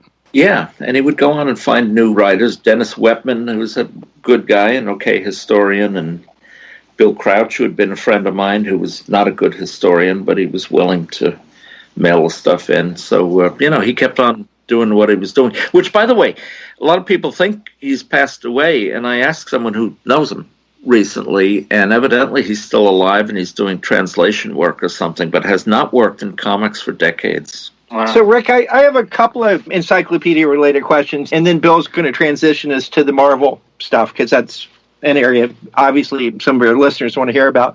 In terms of the encyclopedia, and you did like about 350 entries into it, was there any entry that you were especially pleased that you got to write, or you liked how it turned out? And were there any that you wish you could even now go back and rewrite because you weren't happy with what you did? Man, that's a great question. If you had asked me that about 20 years ago, I could answer it better, because I'm sure I can answer that about more recent books. I did a couple country music encyclopedias, and there I remember being particularly pleased with the Merle Haggard entry and things like that. With this book, all I can say is there were some that when I wrote them or when the book was published, yes, I was proud. Some were just like police blotter reports of facts and dates, I'll tell you this. One thing I would call back was in the first encyclopedia, the 2-volume version, there was a history of newspaper syndication. It wasn't in the 1-volume book. And a lot of the facts on that, I relied on material given me by Ernie McGee, the collector I mentioned 6 hours ago, who was an old-timer and was collecting when he was a kid in the teens and knew some of these cartoonists, and I trusted him, and I didn't double-check. And, for instance, he claimed he himself drew a few weeks of Slim Jim. Well, he didn't. He wished he had, but he didn't. And then there were some other attributions, mainly attributions, artists who drew things who didn't and things like that. So I wish I would do that better now and correct myself, correct my source, and I should have. And now some people know some of those facts, but in those days, I figured when McGee died, everything had died with him, all that information. So that call back, but other pieces, no, I think I can say this without, it may sound egotistical, but I think if any of us are active in life and do things in our chosen fields, it's going to happen that occasionally you'll write something that you think holds up, that stands up. And there are some things I write where maybe there's a portion of it I'll think, well, okay, I aced that. Everything else has been just the facts, ma'am, until now, but I can't, with analysis or whatever, and there's some things I'm pretty proud of, and yes, some entries, but I can't. The only other question I had before we move on was, and this is the chronological one, at this point, when this was coming out and you were, you would still be working at the syndicates, is this the time that you were also first starting to write polychromatic effulgence at the Buyer's Guide? My gosh, you're right. Absolutely, yes. I forgot about that. Because that's nowhere, and I figured this, but I wanted to confirm that that's when it was. Yeah, that's right. I volunteered to write that. I subscribed to that because, I was collecting. But I thought there wasn't enough about old strips, and I volunteered to write that. And I eventually transferred it over to the Comics Journal. But yeah, that would be about that time. That's right. Okay, I just wanted to confirm that. That's what I thought my timeline said. You know, we could talk about these early days for the entire episode, but our listeners would kill us, literally. They're ready to kill us. They have knives, they have pistols, they have, you know, they might even have assault rifles. I'm not even sure, and we won't go into that. But they want to hear about your move to Marvel in 77 and your important work there. How did you end up at Marvel? And if it's okay with you, I'll just ask you to tell us about your entire career experience from the time you were hired until you left. I'm happy to do that, Bill, for two reasons. One is it's part of this flow, but also because it's not really out there. And as a matter of fact, some mistakes are out there, including in some, I don't know if they're blogs or columns or whatever. Jim Shooter's been writing his autobiography, or was for a while, episode by episode or whatever. Who's also a guy who's kind of, now that I think of it, sort of like a very tall American version of Maurice Horn. He's had so many bridges burned behind him.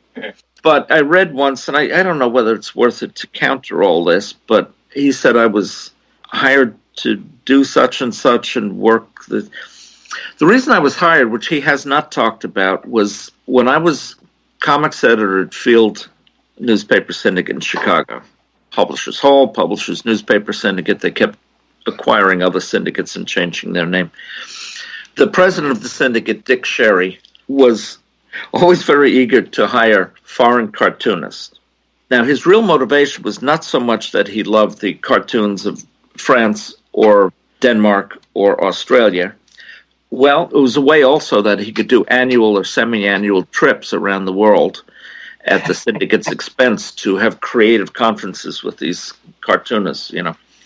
So we talked about starting a magazine that would be on the style of the European comics magazines, like Linus, if you know that, or Eureka, that were part strip reprints and part nerdy fan stuff, like interviews with cartoonists and some historical essays. And there were several in Europe, several in each of the active countries. As it took shape, and I still have the mock-ups of the issues, because we talked about it, it would have been co-produced by Field Publishers Syndicate, with me as the editor of the magazine, and co-produced with Stan Lee and Marvel. Marvel would have somehow been involved creatively or distribution or whatever. So we had several meetings in New York and several in Chicago where our office was. You and Stan Lee did? Yes. I don't understand French. I'm sorry, that was my Stan Lee impersonation. Sorry, I had to throw that in there. Well, if you're a true believer, you would, just give everyone a nickname. I wanted to be Frenchie Lee all my life. Frenchie Lee! I swear he was ready to buy a beret. Anyway, Stan was really high on this, and I don't know how it would have come out or anything. And the chief financial backer, I don't know chief, but a big backer was going to be, believe it or not, Johnny Hart, BC.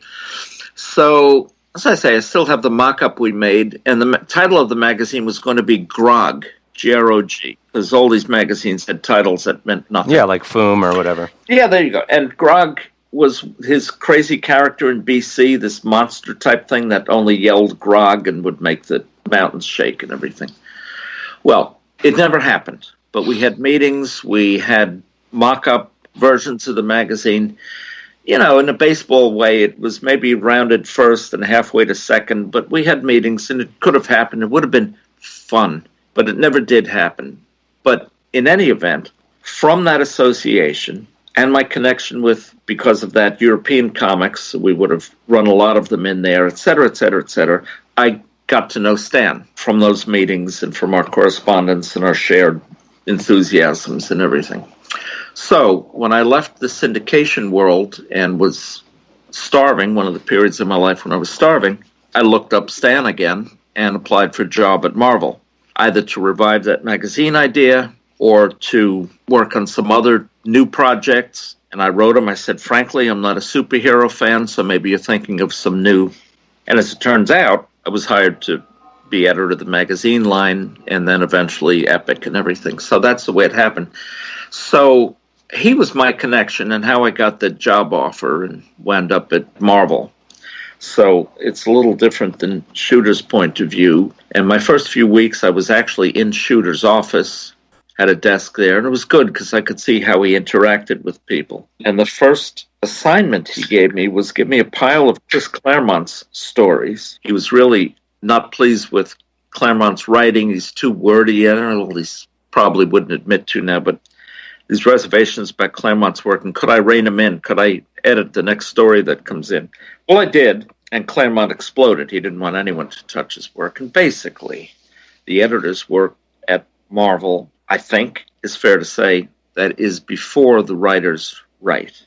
It's putting the teams together. It's doing a lot of what if and giving direction to a story and all like that. It's not copy editing at the end of the stage, grammar, like I can't even pitch good or something like that. But what did I know? So Claremont exploded and all like that, and it was not a good start. But then I was just in the magazine division. I got Ralph Macchio as a assistant. 77 or 78, I cannot.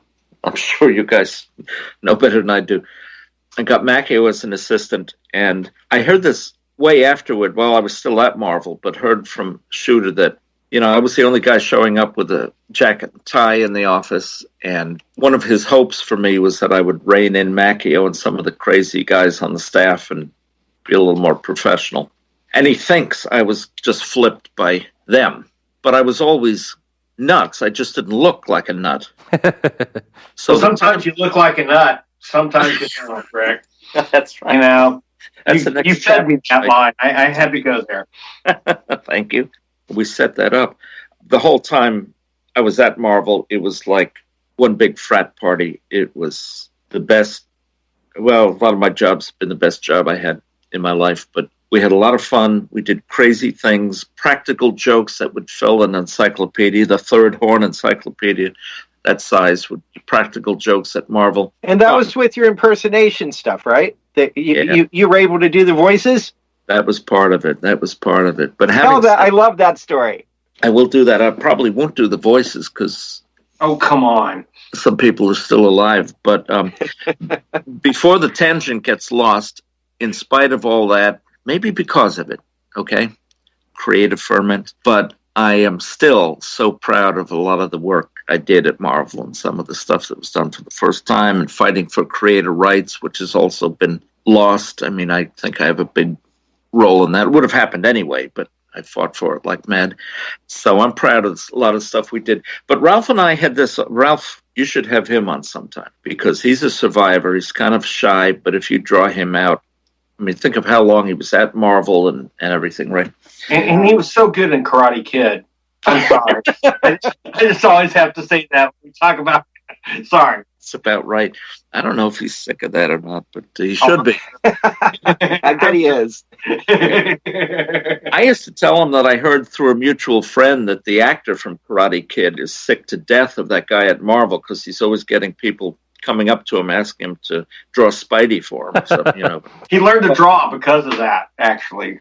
Ralph and I had this office in the middle of literally the middle of the city block floor, 575 Madison Avenue, the geographical center, with glass walls on two sides and two doors. So we could close the doors and see the parade of humanity walking past.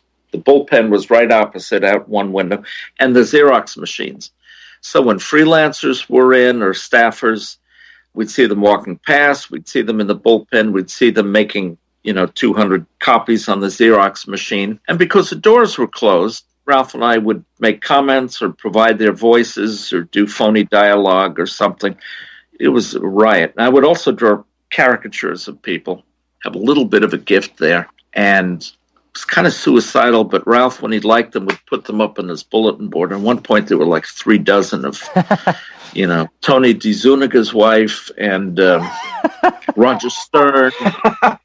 And who did I love drawing? Roger Slifer, all these people. And what did I care, Jim, you asked about the voices. I mean, there were all sorts of practical jokes we did. I'd love for these to be collected. But one of them was, and God bless the memory of Bill Mantlo and his horrible end, but one day in the office, we saw that Mantlo was in, doing Xeroxing and all like this. And we didn't plan this. These things were all spontaneous, but I could do Mantlo's voice pretty well. Okay, so we knew he wasn't home. So Ralph called his apartment, Matlow's, in the voice of Chris Claremont. He could do Claremont very well. Okay, so we knew Mantlo wasn't home, so Ralph left a message in the voice of Chris Claremont that was a little bit provocative or charging him with this or accusing, I don't know what. And then later that afternoon, Claremont was in the office, and I called him as Bill Mantlo, called his machine, and left a message. Well, the next time they were in the office together, they were pissed at each other. What do you mean by whatever it was? Telling me this or accusing me of that? I didn't call you. It's on my message machine. Prove it. Or I erased it, but don't do that again. Well, okay, that's all we need to hear. So we kept doing it, and a big feud developed. They went on and on. They never knew. Anyway, that's the kind of thing we did. That's just awesome. I love that. That makes me so happy. It wasn't really nice to him, but Peter Ledger, who came from Australia and worked on Weird World, he wore out his welcome eventually. And when he went to California at the San Diego convention, well, we got even with him. Now, how did Peter Ledger wear out his welcome? Yeah, okay. Well, I hesitated at that. He sent some samples when we were cooking up Weird World as what it turned into, a 3-issue, deluxe magazine format color. By the way, here's a mistake I made. I wish I could pull back. I'm proud of that series, and I think it was okay with Buscema's pencils, Nebra's inks, and Ledger's airbrushing and color effects and everything. But I was too full of myself. I've never written this, but I wanted to be boss of the assembly line on that factory. Now, what do I mean by that? With the full color facilities we had, for John to do the pencils and Nebra's, his style I was in love with at that point, I thought we'll go back and forth on this, and it's going to be the greatest visual thing we could do. Rudy would do some of the foreground figures in black ink.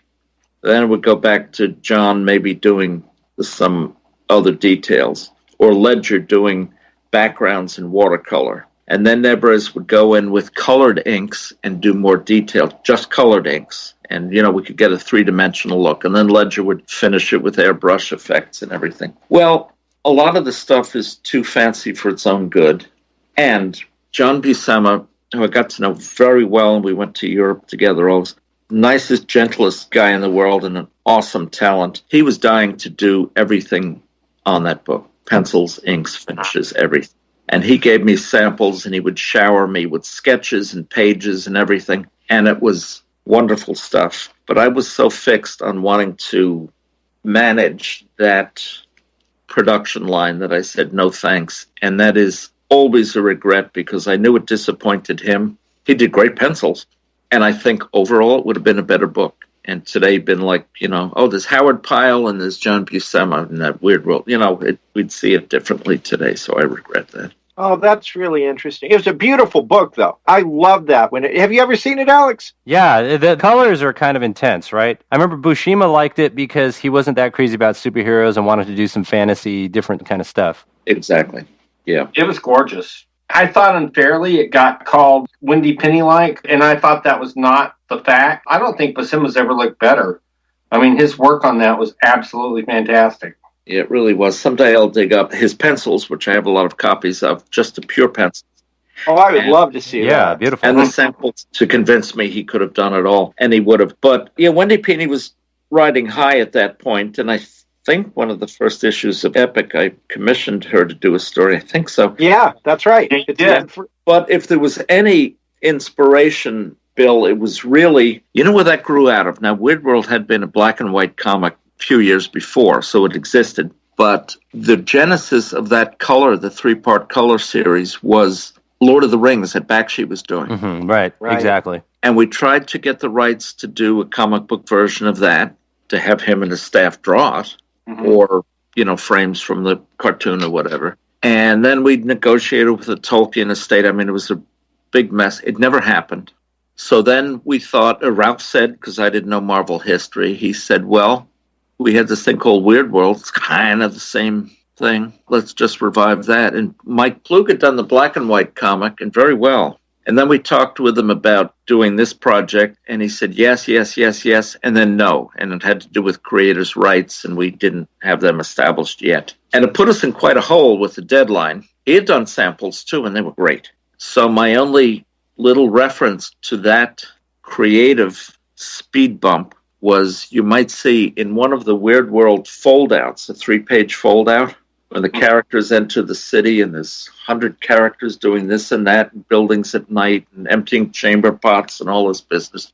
There's a little monkey in a cage, hard to see, and the name of the monkey on a little sign in the cage was Gulp, which is Plug spelled backwards. Oh, okay. Just the scheduling of that. I didn't mind him opting out, but it made it very tough. So that's a little in-joke. So Rick, I have a question about that. Later on, it was either in Marvel Spotlight or Marvel Premiere, I don't remember. There was a Weird World one-shot, and it was by Plug. Was that a colorized version of the black and white piece that he had done earlier? Do you know? I wish I could answer that. I don't know. I would guess yes. I mean, I never knew that, but based on what you're saying, that'd be my guess now. And then Shooter basically ran him Shooter was responsible for Plug leaving, according to Plug, I know. So he was a major talent. That might have even been before us. I would guess that might have been a colorized version of that, but I don't know that at all. I don't. Now, something I just want to put out there just for the listeners, some of the magazines that Rick worked on, Tomb of Dracula, Savage Sword of Conan, the Color Super Specials, including Kiss, Marvel Preview, Howard the Duck. Tell us about working on those magazines and working with the artists and writers and how that compared to editing the newspaper stuff. Yeah, I think the step up to Marvel, and I don't mean necessarily step up in quality or anything, but just longer stories, the dynamics of writing longer stories and characters with more investment in their personalities and such was because my association with Europe and going over there and bringing back stacks of graphic novels.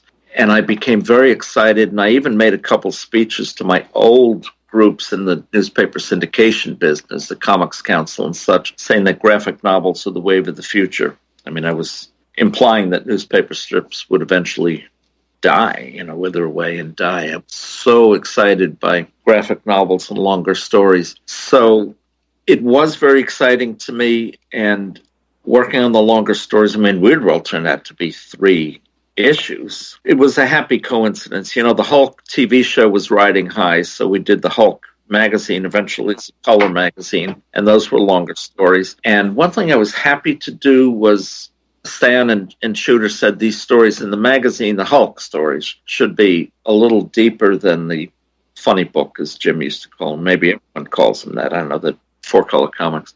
So I was happy to talk with my go-to writer on a lot of these projects was Doug Mensch, and I liked working with him, and he was very responsive. And we just did a story about child abuse and some deeper stories that had implications and more subtexts and things.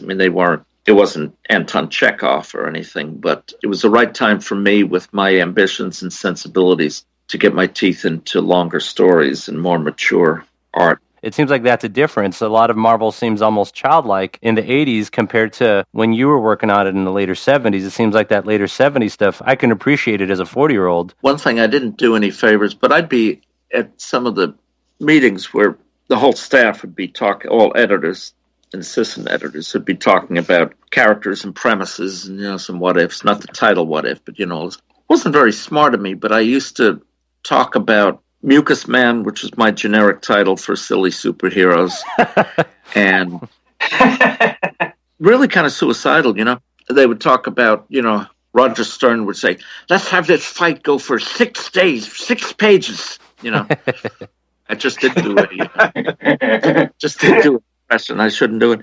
And I used to talk about all these guys in their pajamas having fights. Let's really talk about, that's what paid my paycheck. One difference between working with the strip guys and the comic book guys is that the comic book guys were essentially fans who could draw and write, and so they really devoted themselves to the Marvel continuity. And then you brought a bit of a more mature strip and editorial perspective to that. So was there pushback? Was there conflict over trying to meld a more adult humanist perspective with the kind of fan superhero artist-writer perspective? You know what? There was not. Partly because I was my own little world. I was given the black and white magazines and the New Color projects, so people really didn't care. That's one thing. The second thing was Stan specifically told me when I was hired, wouldn't it be great in these magazines, he wasn't talking about the 4-color books, but in these magazines, if I could bring some of my strip friends in to work, freelance. So Frank Bowl, who did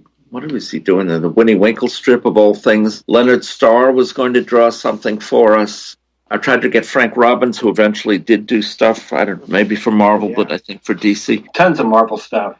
Okay, there we are. Yeah, and I didn't keep track after I left Marvel because of bad taste and everything. But I did call a lot of these people in and worked, so it wasn't all the Marvel people. So that was the second aspect. On the super special with Kiss. Now we're really getting specific about Rick as a mature editor and looking for more sophisticated storylines and such, yeah. Well, 4 Bigger Idiots I never worked with in my life. No.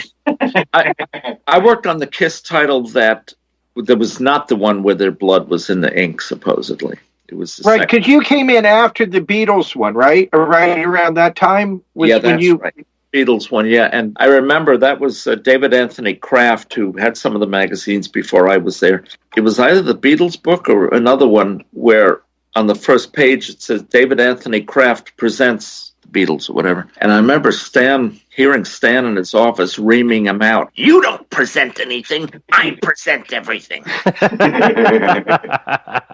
Oh, wow. That's amazing. Can you do David Anthony Kraft responding to Stan Lee? No. Humana. Yeah, well, I could wet my pants, but this is an audio thing, not a video thing, so you wouldn't.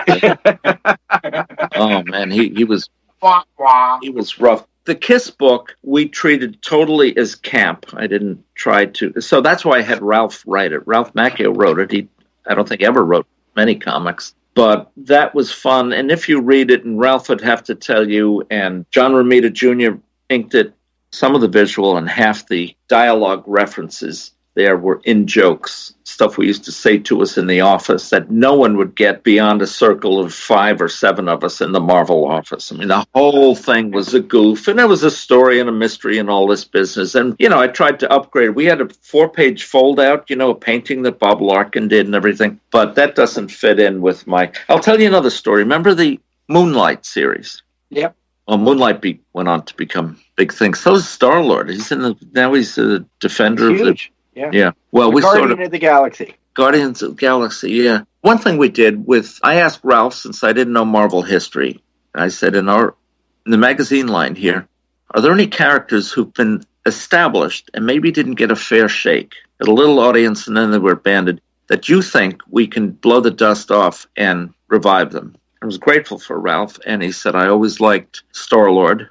I think Carmine Infantino had done the art on them. And Moon Knight was one, too. Well, that was the first work that we did as a backup in the Hulk magazine. And Doug wrote a multi-chapter story that continued from issue to issue. And Bill Sienkiewicz's first work for us was he came in with a portfolio, and I said, you know what, Neil Adams is going to want this back someday, kid. And if he doesn't, Stan Drake would, Stan Drake's work. But anyway, he blew me away, and that was his first assignment from us at Marvel.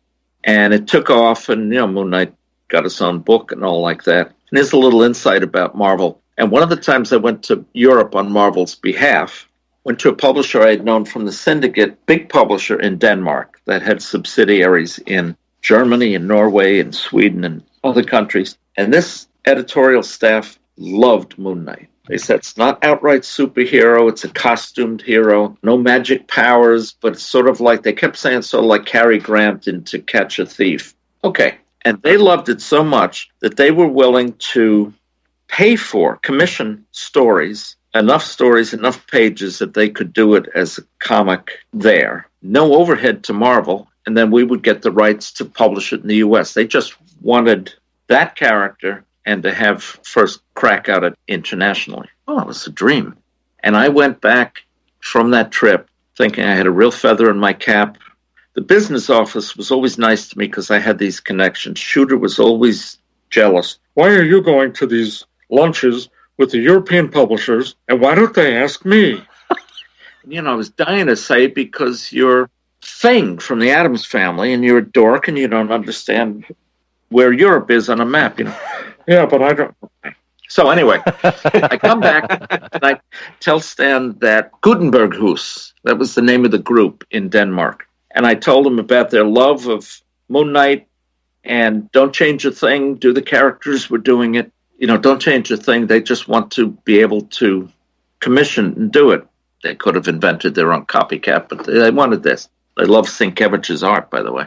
And Stan, giving this to him on a silver platter, and he said, now, this is a warning to you. It's not a really rude ethnic reference, but it's what people used to call Swedes when they wanted to be rude. But Stan said, I give him this whole presentation, and Stan said, I'm not going to let any squareheads tell me how to do comics. And he said no to the whole thing. He didn't want to do it. I mean, we had a contract ready to sign. It was amazing. They didn't want to tell us how to do it. They wanted us to do what we had already started. They just wanted to be first in line to license it. It was crazy. Moon Knight continued, of course, and we did license. I mean, eventually they did costumed superheroes. Their German subsidiary was more successful with them than their Danish subsidiary. But this was a time in my life where working with European publishers, still going to those conventions, commissioning European artists. I mean, it was great. The Howard the Duck magazine, Bill Mantlo wrote a sex scene, and you edited that book. And I've seen a couple different versions, the unpublished and published version. What led to deciding one panel versus another on that page? I saw this online a couple months ago with two versions of it, I guess it was, right? As it was published and as it was first drawn or something. I barely remember the controversy, but I think I remember being afraid of, there wasn't a code book, but being afraid of pushback. And I thought, if I remember this right, and I'm willing to admit that I might not remember it right, but I think suggesting that we could do a sex reference without showing them humping by either fading to black or whatever, but having Howard smoke a cigarette afterwards, that cliche. And I thought that would be a little bit funny as well as being, making the reference. And I think that's how it was published, but I don't remember much controversy in the office. I remember sending it around for people's other editors' opinions and such, but it was not a big problem or controversy beforehand in the office. I really didn't like working with Mantlo too much. I thought, he could write 80 pages an hour, and to me it sometimes showed that way, and I know he has a lot of fans, but he was so entrenched as a writer of that series, it was just like, well, okay, that's Bill, and that sex scene, yeah, I barely remembered it till I saw it online a few months ago. I want to go over just some names of people to a degree that you're comfortable. Tell us how your experience or impression of them was when you were working there. So Gene Colan, how was working with him? He was just great. Well, that's all I can say. He was almost always on time. He was almost always pleading poverty, which was fine because I could give him work. I loved Colan and Palmer together. I mean, even though it was a horrible story and a crappy licensing thing, but Jaws 2, the artwork, seeing them work together, Colan's layouts, he was just great to work with, and he loved milking me for stories of some of the strip artists I knew. Oh, wow. How about Don McGregor? Well, he was short, right? Yes. Yeah. I guess he still is. He might still be short, yeah. I remember asking him the first time he came in the office if he were standing in a hole, but I had not. Anyway, this is stupid. Don was... Apologies to Don McGregor. Apologies to Don McGregor, yeah. No, that's being short is one thing I liked about him because I'm kind of short myself, That's totally stupid to go there, but Don this came in the middle of the transition or the introduction of the creators' rights contracts. And I wanted to ask Ralph or my good friend, I still keep in touch with Elliot Brown before we did this interview, if they remembered this. But I know there was a story published that was Don's that was not credited to him. And someone wrote me recently that Don is still upset. And I knew it was a problem. My memory is that at the very last moment, he withdrew it. We had the script for a while, or maybe the complete story, and it was like, hey, let's plug it into that issue of Preview. And then he withdrew it, I think, because he wanted better rates or creators' rights or something, and the company was not willing to do it, so we withdrew it. And then what the heck? How would we do that? Was this one of was this part of the Sherlock Holmes knockoff? Was this Hodiah Twist? Hodiah Twist, that's right. I'd forgotten. Yeah. That. And I liked his... I was just proud of myself that I got that. I'm just happy. I thank you for doing it because I forgot the name of it. But if it appeared with my name as the writer on it, one thing I remember was we were going to run it, and I was thinking of pseudonyms to credit it, right? Because I guess Marvel owned it or half owned it or whatever, or he had already been paid or something. And I was going to put it in as like a wink to the readers saying script Greg McDonald or, some twist on his name. Hey, that's appropriate, a Hodiah twist on his name. But, Gregor McDonald or something. Well, I guess we didn't, and I guess my name appeared on it. And if that's so, I remember there were a lot of bad feelings, but Don always has a chip on his shoulder, and he was always looking for controversies, and Ralph got involved, and he had a history with Don and all like that. That's all I remember of that. So that was unintentional on your end? Oh, absolutely, yeah. I did write some stuff, not many stories. I mean, I wrote that Jaws 2 adaptation, which was so crappy no one else wanted to write it. That was like the worst movie ever. I can't imagine being put on that to try to fix it or make it more palatable through comic book eyes. I don't know. Bill, the only one that was worse was Meteor. Oh my God. Awful. Did you write that too? No, I don't think I wrote that. Bad enough, I edited it. But I went to the preview. That was one good thing about working at Marvel. I'd see the preview of Battlestar Galactica before it came out. All the studios were trying to sell us on stuff. And I saw that, and I thought, this would give a headache to an aspirin. I mean, it was awful. Shooter didn't care about it. Stan wanted us to do it. Stan. And I went there, I said, Stan, this movie is awful. I don't think in the final weeks they're going to make it better. What's the thing? And he said, Rico.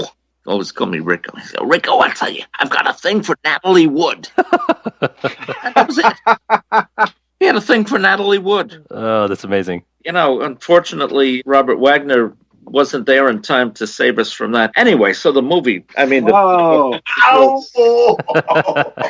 Anyway. Walken is not amused. That's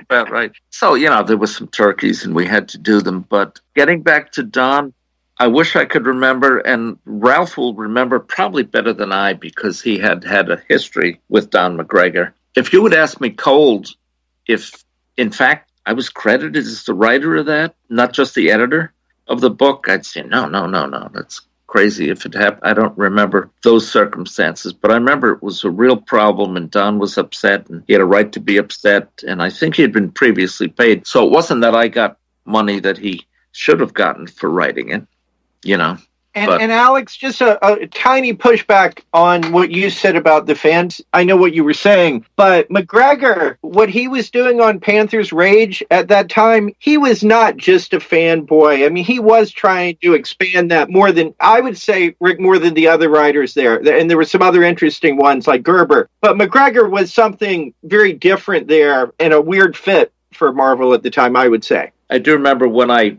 got along with Don, that I thought I didn't read his stuff. I didn't know it that well, but I knew that he had better sensibilities. That's what I'm saying. And he was able to talk about other writers and other series, and his ambitions were higher. And, I used to say, why don't you write books or books in addition or something like that? And there were other writers and artists who I felt had those qualities. Don wasn't the only one. Tell us your impression of Marv Wolfman and Len Wein. This is going to sound like backhanded compliments, but it's not. They rose to their level. They were workmanlike. They were very professional. Their imaginations were great. They were quick studies with artists and storylines and maybe variations of same. So I respected the heck out of them. But a little like Roy Thomas, they were a world unto themselves. Mostly you didn't touch their work. They earned that. Sure. Do you remember working on or editing the Gil Kane Blackmark Marvel magazine reprint? Yeah, that might have even been part of the McGregor problem, but I kept to deadlines pretty well, meaning I was usually normally late, not absurdly late. But we find ourselves in a real bind with Marvel Preview, the black and white line, with a book that we had to put together and issue. I don't know if Gil had told me beforehand or how I knew it. Maybe Ralph knew of it or something, but Gil had done that Black Mark story already. It was already in the can, and he had pitched it to Marvel maybe as a paperback or some other format. It had been done as a paperback. It was a Signet paperback. Okay, it had already been done. So that's why I remember that. So I don't know how we got away with them reformatting it as a comic book, sloppy seconds. We made a quick deal with him to do it in that format. Bob Larkin or someone did a painted cover. I don't think it was Gil's cover art. I'd known Gil previously and knew him afterwards and everything up in Connecticut. We were neighbors. I didn't have to lift a finger to that. It was all the bullpen, just reformatting it. So. And how did you like Gil Kane? Tell us about that. Parboiled. Yeah. Savage. That's a W.C. Fields line. He was difficult to work with. He was difficult, even up in Connecticut in social situations. Anyway, I never got along really well with him. And there were a lot of cartoonists. We would all hang around together, all have lunches and weekend parties and everything. But for instance, he used to think Leonard Starr was an anti-Semite, and he didn't like Gil for that reason. Did you hear a lot of Rick My Boys? There you go. Yeah. Rick My Boy. Absolutely. You know, back in the day when I was doing Green Lantern, I met him 4 different times, and I got so many Bill My Boys, I didn't know what to do with it. So I just had to say that. Always My Boys, yeah. And I don't know how tall you are, but he was about 6'5" or something like that. So it was easy for him to look down on people, which he did rhetorically as well as... You had mentioned working with Doug Mensch. What was about his writing that you liked? You know, a little bit like Marv and Len. Maybe I would have used them more if I could have. Oh, by the way, before I forget it, we were talking about the magazine department unto itself and everything and why people were not, or who we worked with and everything. I tried like heck. I told you Sienkiewicz came in with a portfolio, and new artists, either with a few issues under their belt or coming in with portfolios in that general time that I was there. I tried to get Frank Miller to do magazine work, direct color magazine work. John Byrne, who was already hitting his stride then, different people. But they did not want to work for the magazines, better color, better quality, better formats, because they were intent on working on the funny books they grew up with. There was a fan aspect to that. Would you say that? And that changed. Yeah, fan aspect, definitely. That changed, of course, but it stymied me at the time because I wanted to make stars out of it. I knew they were good, you know. And then Doug Mensch, did you feel it was more of the adult flavor that you liked? Yes, I think so, but he was very easy to work with. The brainstorming sessions I would have with Doug, or with Ralph too, were just fabulous. He would see things and suggest things. He didn't have much ego. He could dig in his heels, of course, but he was just a wonderful, creative person to work with, and I appreciate it. Comics Journal gave me a little grief after a while of saying Marschall is doing exciting things on Marvel, except maybe he's relying on one writer more than he should. Well, I was happy doing that. Tell us about working with some of the Filipino artists, Alfredo Alcala and Tony DeZuniga. Tell us about those guys. They were great. They would take direction. They would, turn in pages before you finished telling them what you wanted. They were amazing. Alfredo was someone like some artists like Joe Rubenstein and others who would love to talk about the classic illustrators and such. Never got along that well with Joe, except bullshitting about the great illustrators of the past. Joe knows his stuff. Alfredo used to come into the office to drop off a story or something. He'd say, the great pirate artist, Frank Brangwyn from England. And he'd go on, and Ralph would be laughing in the corner. I knew who he was talking about, but boy, did he know his stuff. He was very good to work with. Ernie Chan was, I have no regrets about him anyway. Rudy Nebres was great. Only funny story is, Tony DeZuniga still alive? I'm not sure, but that's okay. Keep going. Maybe if we do a 10th anniversary tape, I'll tell a story about Tony. Maurice Severin was great to work with, and she would do caricatures too, and we'd trade them and everything. You and Marie actually bonded on the caricature ability. Is that right? And other things. I told you when I was a kid, I knew John, would visit him in his studio. So I was already in the Severin orbit, but I loved Maurice Severin, an artist and a professional and a great sense of humor, and we just connected on so many levels. She was an island of sanity. In a fantastic color sense, right? Oh, absolutely, in a great color sense. And she understood Stan perfectly on colors. When I was there, Stan had withdrawn. When he did convention appearances, he did not want to field questions. He didn't know the changes of the new characters, of the new powers. He didn't. So he would just do autographs and such. At that point, in the office, he was not in any of the creative sessions or new series, new titles, or anything, Shooter would talk to him. But all Stan would do, and it's very important, but he would just okay all the covers. Every cover Stan would okay.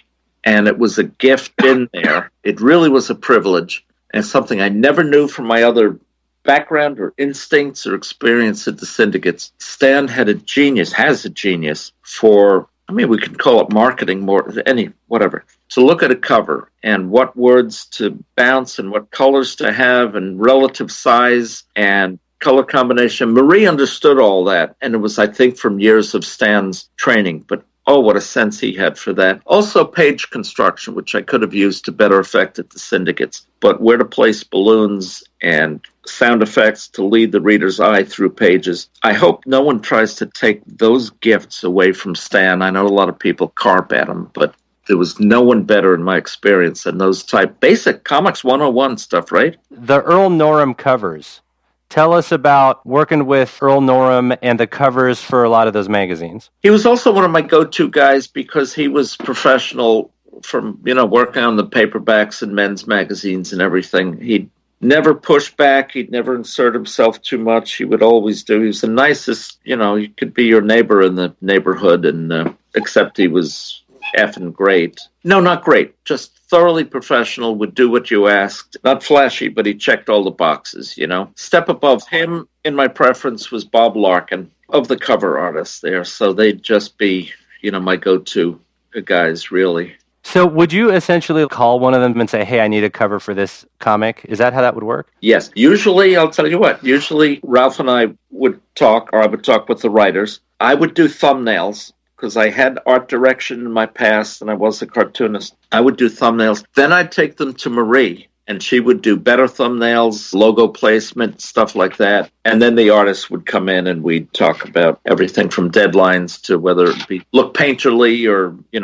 whatever. So Earl Norham essentially had layouts to go off of, and so did Bob Larkin, and then they would paint their stuff and bring it back to you. Is that correct? Exactly. Yes. Wow. Okay, so the last three names I want to go over, and this kind of starts winding down toward the end of Marvel, but it's okay to talk about your first interactions toward the end of each name. So tell me about your impression of Archie Goodwin. Yeah, Archie and I sort of overlapped a bit because he had worked in newspaper strips, was still writing Secret Agent Corrigan, and knew some of the people in syndication and everything. So we had a lot of mutual friends. But most of my time at Marvel, he would just drop in occasionally, or we would small talk about the strip business or mutual friends. When I got bounced from Epic, he was hired to do that, so we had some interaction. I know he felt uncomfortable about that situation, and I did. It was not that he was gunning for that job, but I think he was right for it. So, that's all I could tell you about him. He was a very good strip writer. He could have stayed in that all his life, but, he was so shy and self-effacing, it was hard to have any other impression of Archie, He was more of a quiet guy? Definitely. Very quiet, very shy. Ledger, I'll very quickly finish that story. He got to be a pain in the ass at the end of the third Weird World book because he was always asking for advances. He stopped renting a hotel or something, and he wanted to sleep, and did sleep in the Marvel offices, which was against the building codes. Art dealers were calling me because he was double dealing his artwork. He was getting advances and promised to sell pages to Stu Reesboard and someone else. He was cheating art dealers. What used to be charming about him got to be uncomfortable. He used to walk around naked, just in his tidy briefs. He used to like to play the Aboriginal man or something. He took garlic pills like crazy, and you could tell when he was coming down the hall because the garlic. So we just ran out of patience with him, and I brought him to the very first convention, San Diego Con, that Marvel ever went to. Before then, it was just dealers, comic book dealers, in their boxes selling old issues. And no company had ever set up there before, and I suggested we do that, and it was just so fans could see Weird World being produced. The artist came out, and Ledger did with his airbrush, and, he ate that up and everything. This goes with practical jokes. We were so sick of Ledger at that point that we finagled ourselves into his... I shouldn't be proud of this. I'm not proud of it. Yes, I am. We got into his hotel room, and he took about, 80 vitamins a day, and we mixed them all up, all the different jars, and put water in some and all this business, and unscrewed the handles on all the dressers in the hotel room and everything. And sadly, he died the next day. No, just Well, no, he did die in an ugly way, but from that, he claimed to us it was, the maids. The maids all want me to screw them, and I won't do it, so they're out to get me, mate. You know, blame the maids, you know. He came and he'd come down to breakfast and he'd say, I'm hungry, mate, I should order 3 breakfasts. I've just done 12,000 push-ups. And I said, wait a minute, let's do that arithmetic.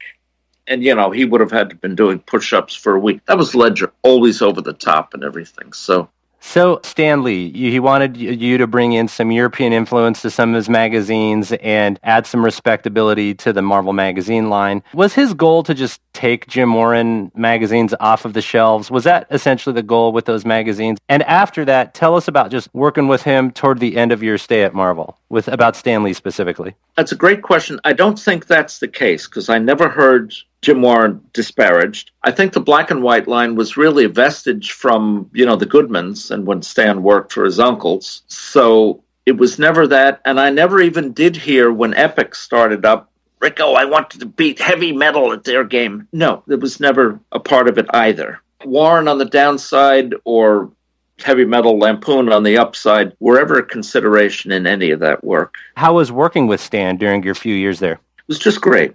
He was seldom there because he was establishing, his Los Angeles residency, and he had a big place there where he used to tool around on roller skates, if you can picture that. Totally bought into that. But when we would work together, it would really be on the things I've described to you, either the covers or some general direction of things. And one thing I know used to cheese some of the people, and I got a kick out of it, but I didn't know how special it was until it happened, that Stan would often come in to my office instead of calling me to his and sit in front of my desk and sometimes just BS about everything in general, about strips or how when he did newspaper strips, he was always frustrated. He was never very successful at that. Willie Lumpkin and stuff like that. One time he told me, I thought this was revealing that I'll tell you what, maybe he said this 1,000 times, maybe never, but one time he told me that his real overarching, when all is said and done, dream for the Marvel Empire was to do what Disney did with Disneyland,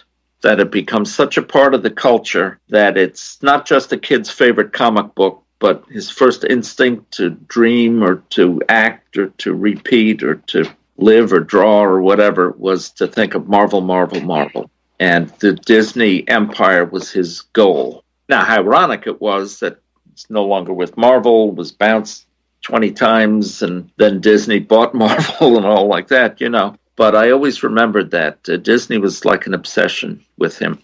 He told me a few times. Did he essentially want to be the Walt Disney of Marvel Comics? Yeah, that would have been it, sure. That explains some Stan Lee Presents and all like that, sure. right. The final name, and then this comes down to what happened with founding Epic. Tell us about from front to back working with Jim Shooter. He mostly let me alone in that division. I mean, at one time I wrote in a bullpen profile I did of him. I drew a caricature of him just from the nipples to the knees, implying that he was too tall to get into one drawing. But I called him the most supportive editor, most supportive boss an editor ever had or something like that. It was mostly because he left me alone. He didn't second guess. He didn't ask to have scripts run past him or teams or cover designs or anything. I mean, if I had questions, I'd go to him, but it was Ralph or everyone in between who really told me what was going on at Marvel. I'm telling you, when I was there, I was a dope about the Marvel Universe. The Grimm brothers, isn't it right? The Brothers Grimm. Yeah, I know who you're talking about. Those two guys, the skull masks. There you go. Okay. And Innocence, I said, oh, you mean like the guys who wrote the fairy tales? Well, I mean, it was obvious that's how they got their names. I mean, I was so naive about a lot of the characters and powers and costumes and things. It was stupid. But I had this little empire, and Jim left me alone in it. I mean, he would talk to me about deadlines and budgets, and I would go to him if I needed him. But until the two things, starting Epic all by itself and then being bounced from Epic, were just very arbitrary, and I don't think his people skills are great. He didn't tell me in either case what was coming, what might have been wrong, if anything was wrong, or what a great opportunity that Epic was instead of the magazines. It was just like both things were very sudden and not good management. So did Shooter take you off of Epic? Is that what happened? Yeah. And was that from any management or direction from Jim Galton or those guys, or was that just him? Probably Jim Galton. I always had friction with him over budgets, and I can't blame anyone for that. I was waiting outside his office one day, and a meeting was ending, and he came out finishing a sentence, and he's saying, "Okay, Marschall." I'm not going to do an impression of him, but too late. I wouldn't know what a budget was like if it bit me, And he was probably right at that. It's in the Galton. Just for the listeners, Galton was in the corporate management of Cadence, overseeing the comics line, and a lot of what Jim Shooter did came from orders from him. Is that correct? Yeah, I guess so. In any event, Stan never said it was from him, and Galton was the president. He'd come over from Hudson Drug and Cadence Industries. He'd not have a comics background, but a business background. So it was arbitrary. But for instance, we came back from San Diego. All of us had gone out to that convention. When I came back, Lynn Graham, who I think had been Archie Goodwin's girlfriend in the past or something. She was not only at the offices, but in my desk as the editor of the magazine's black and white line. I'd never met her before, didn't know they were contemplating a change, and that's when Jim told me, "No, you're going to do Epic Illustrated now." Well, it wasn't Epic at that point. Or maybe it was, but anyway, I would just do Epic. That's not good management. It wasn't like, "Thank you for doing this. Now we're going to pass it on to someone else, please help her out." And I did help her out. She was a very nice person. But, it was very awkward. And you felt disappointed? Believe me, I was happy to concentrate on Epic. I really was. But I just felt slighted that I wasn't told that I was going to stop with the magazines. I had some storylines going. I had relationships with artists. It was just crappy management, that's all. If only Twitter had existed then. You would have been tweeted. Yeah, a lot of that is true and could have been done better. Well, it was needless anyway that it happened that way. And by the way, if I can say, there's stories that I see on the internet and Wikipedia and everything about the name of Epic, that it was originally planned as Odyssey or something like that. That was never the case. We floated 20, 30 names around. Maurice Severin came up with different logos for different titles. And one of them was Odyssey or Odyssey Illustrated or something like that. It was never on the fast track. That history is not major, but the only thing Stan wanted was to have a title that was small enough and letters large enough that he liked this trick of having some of it transparent and that you could see the background element of a drawing or painting sneak through it. That's a type of thing that floated his boat. That's how it got that logo and title. Jim Shooter told you, okay, you're not going to work on Epic anymore. You're going to be gone. What happened there? Jim said something to me that made it, in my mind, made it absolutely impossible for me to work another day there. You're fired. Come on, help That'll me. do it. That's an old joke. Come on. He called me. My wife used to say it was like Nazis coming in the middle of the night, knocking the door down. He called me on a Friday night at home. Didn't come into my office, didn't ask for a one-on-one or anything, and just said, "You're finished." So that was it. And I had commissioned a lot of stuff. The first 2, 3, 4 issues was stuff that was either in the drawer already or I had commissioned and started with. A combination of things. He never told me exactly why I was bounced, but it was an immediate fait accompli. I was not my own boss. Archie was engaged right away, and it was, in a week I had to leave.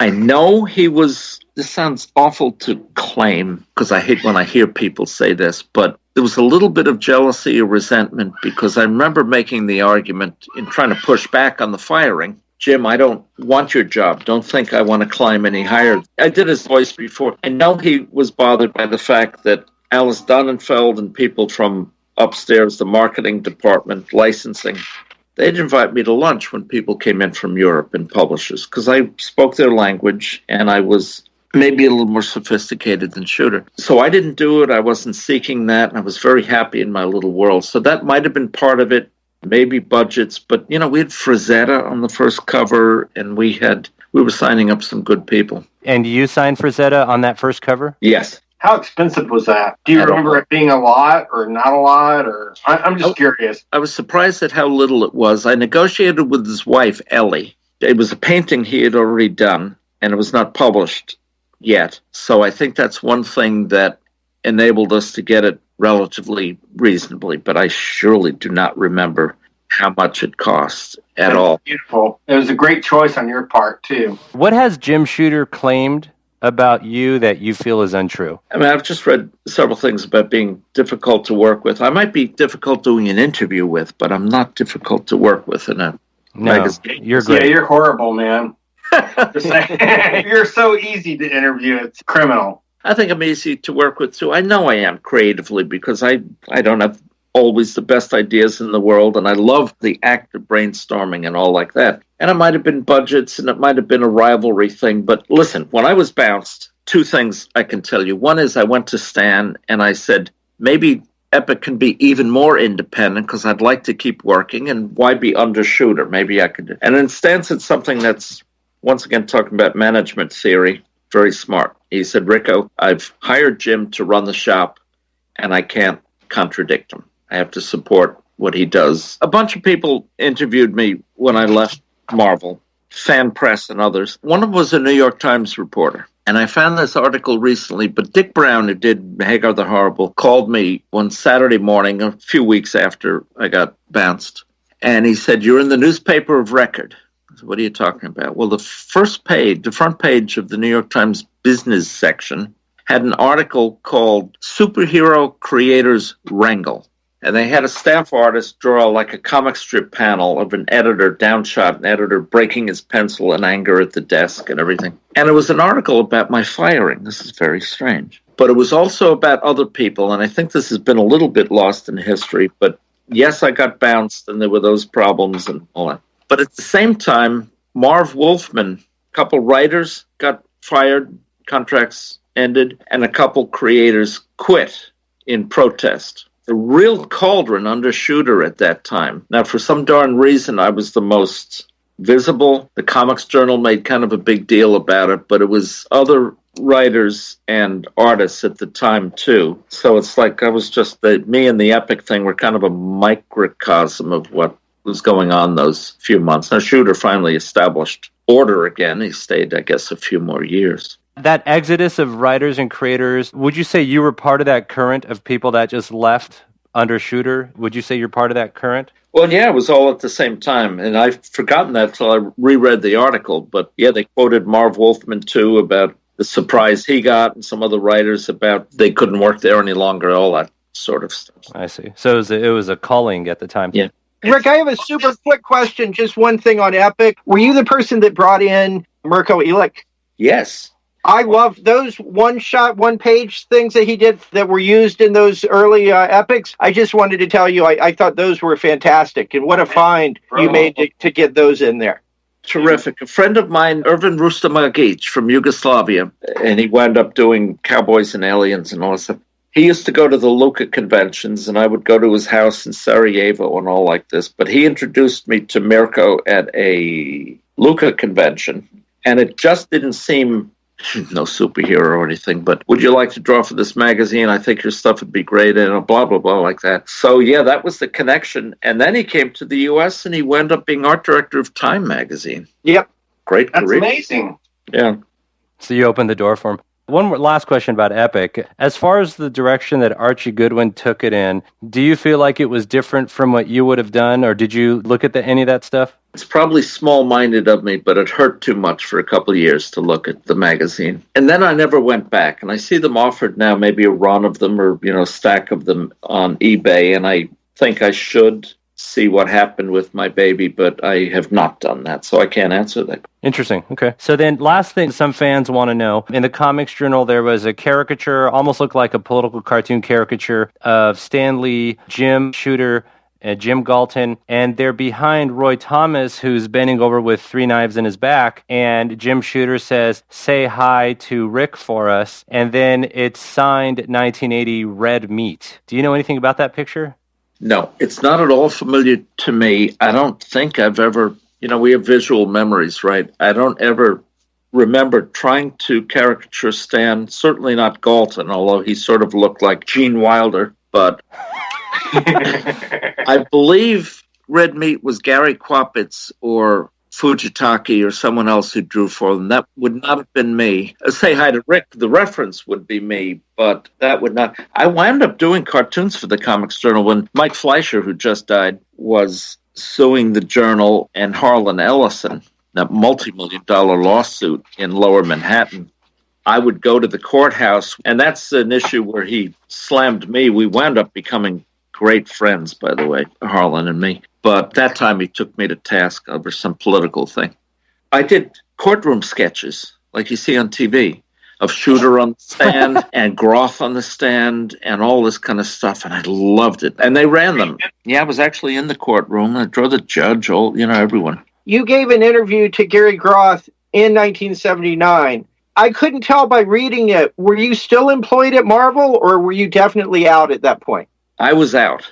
Okay. And it was recent enough that Gary Groth, who always, like a shark, tastes blood in the water, that's why he wanted to do a major length and cover story interview with him, with me. Not for any other reason, but that he knew he'd get me at a time where I'd say some things I regretted, and I probably did in that interview. Because you were in issue 52. Now, by issue 53 of Comics Journal, you were listed in the credits for art, and by 55, your column was in the magazine. So it seemed like it was all tied in and almost a recruitment. Yeah, he didn't do it to recruit me, though. I always admired what they did, and we brainstormed a lot. So I started writing a column, and then eventually, the strip reprints and Nemo and everything like that. So it was a very organic thing. And they did a great job promoting Weird World for us. They did that special issue. Oh, yeah. I remember that.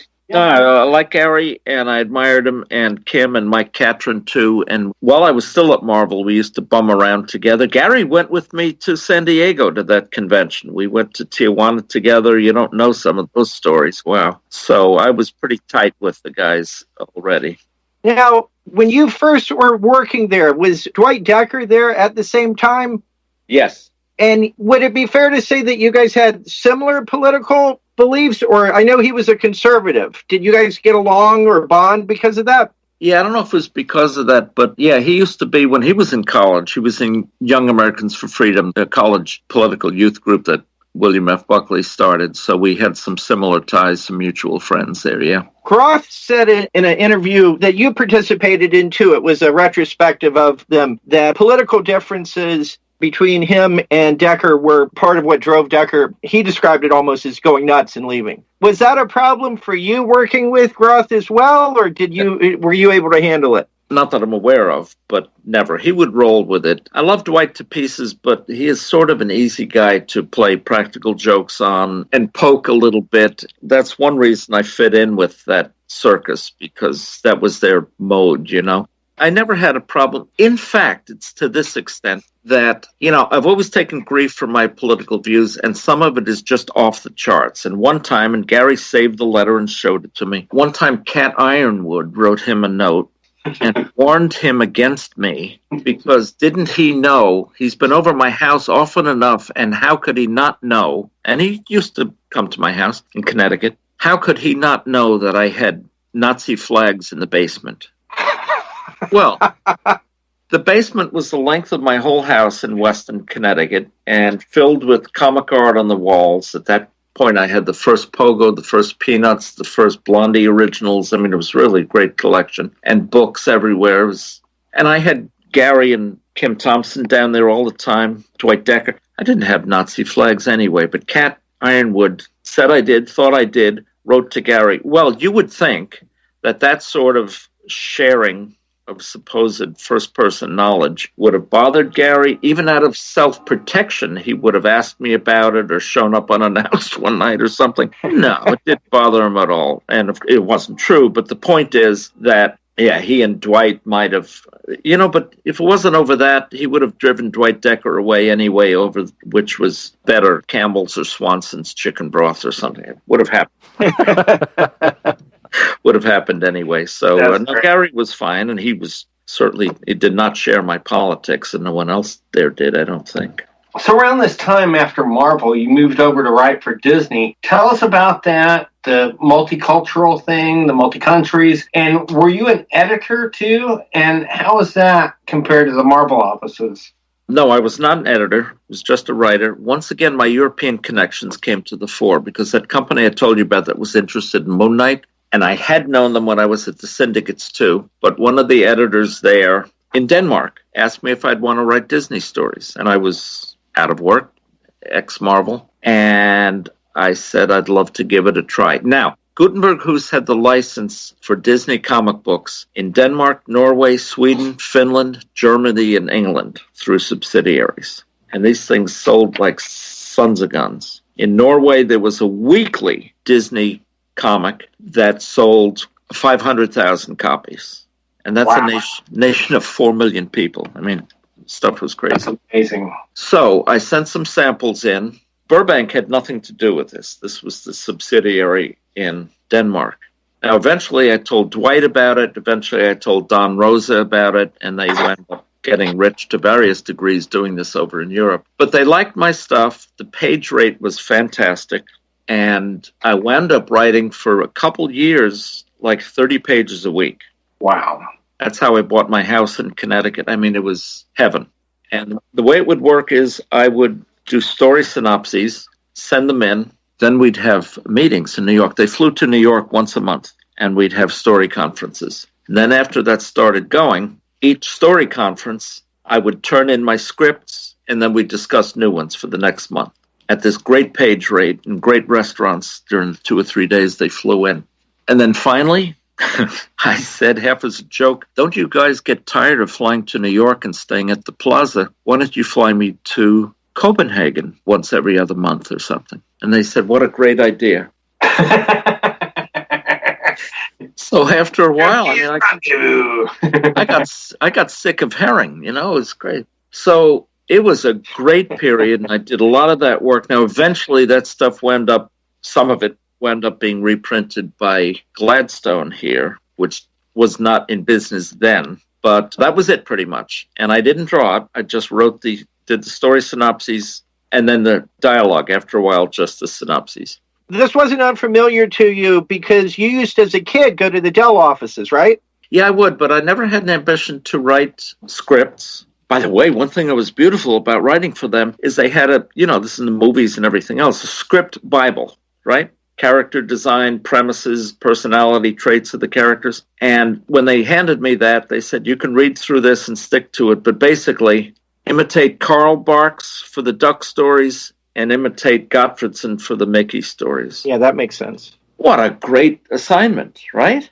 So, I mean, I don't want to say it was easy, but it was fun and worthwhile and like the dream. And I had known Carl Barks. I mean, this is just fulfillment of a lot of dreams, but I'd never planned to do that. And I never drew comic strips either. South American artist whose pen name was Vicar, V-I-C-A-R, was Victor something, and he got Barks's art down to a T. So I would always request him for my duck stories, and sometimes... Oh, gotcha. Did Walt Disney draw some of his own early strips? I'm not clear on that. No, the first couple of weeks were drawn by iWorks. Disney could draw, and Steamboat Willie was his, but I don't think he ever touched the strips. So now, you worked at Disney right after Marvel. Was that for a few years, and then you started Nemo at Fantagraphics? Were you doing Disney at the same time as Nemo? Tell us about that. As well as I can remember it, Your Honor, to my best recollection. You always know a politician's lying when they say, I think the Disney work dried up. I have to admit, 30 pages a week, and there are only so many mouse and duck stories. After a while, I turned to Chip and Dale and Little Bad Wolf and just other things because I was just running out of mouse and duck inspirations, So I think that stopped, and I think I was talking to Gary about the concept of a strip magazine, Nemo, which, except for the Flames of Gyro, really was their first non-comics journal thing. It was before Amazing Heroes and everything. Nemo Magazine. Tell us about putting that together. Well, yeah, that was it. And, I had a vision for doing everything I had already been doing and not getting paid for, with comics history and interviews and reprinting, bringing the stuff back to life. And I just thought one day, if I'm not going to get paid for this, why don't I do it for some publisher, and at least it can be between two covers. I mean, I got paid $400 an issue for doing Nemo, and then after a while they paid my insurance, which was a nice perk. Were you doing that freelance, or were you an employee of Fantagraphics, or what was that all about? No, it was all freelance.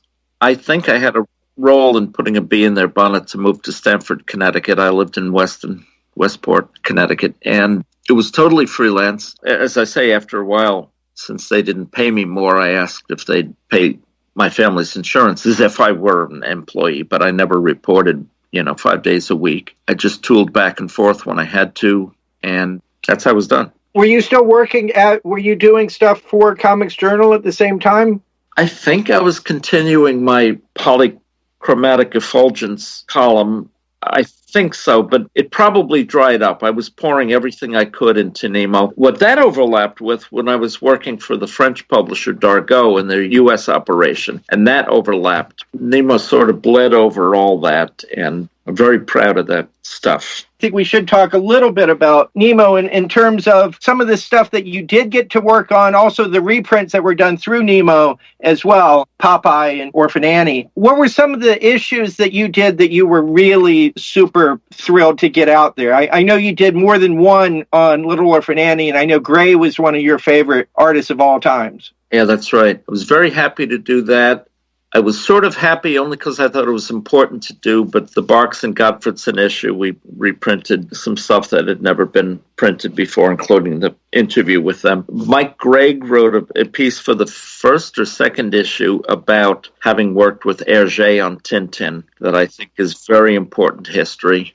Yeah, there's a lot of stuff I was just proud to do. I would slice pages out of my newspaper-bound volumes and take center spreads out of old Puck magazines in order to reproduce this stuff well, even in black and white, for the readers. But there was some stuff I'd like to say that if we didn't do a name, well, people might have eventually taken notice of some of these things, but I was happy to break ground. And I had so many letters, a lot of feedback from people, and I still hear it, that they never heard of this strip or only discovered that artist seeing it in Nemo. And that makes it all worthwhile to me, Absolutely. You've probably brought a lot of that into the more modern consciousness, which is huge. It would just be lost in time, and a lot of people would never have heard about any of that stuff. And it's sad that some they don't know. I mean, like King Aru, which I love, I don't think that has very much public awareness at all, and it's a favorite of mine.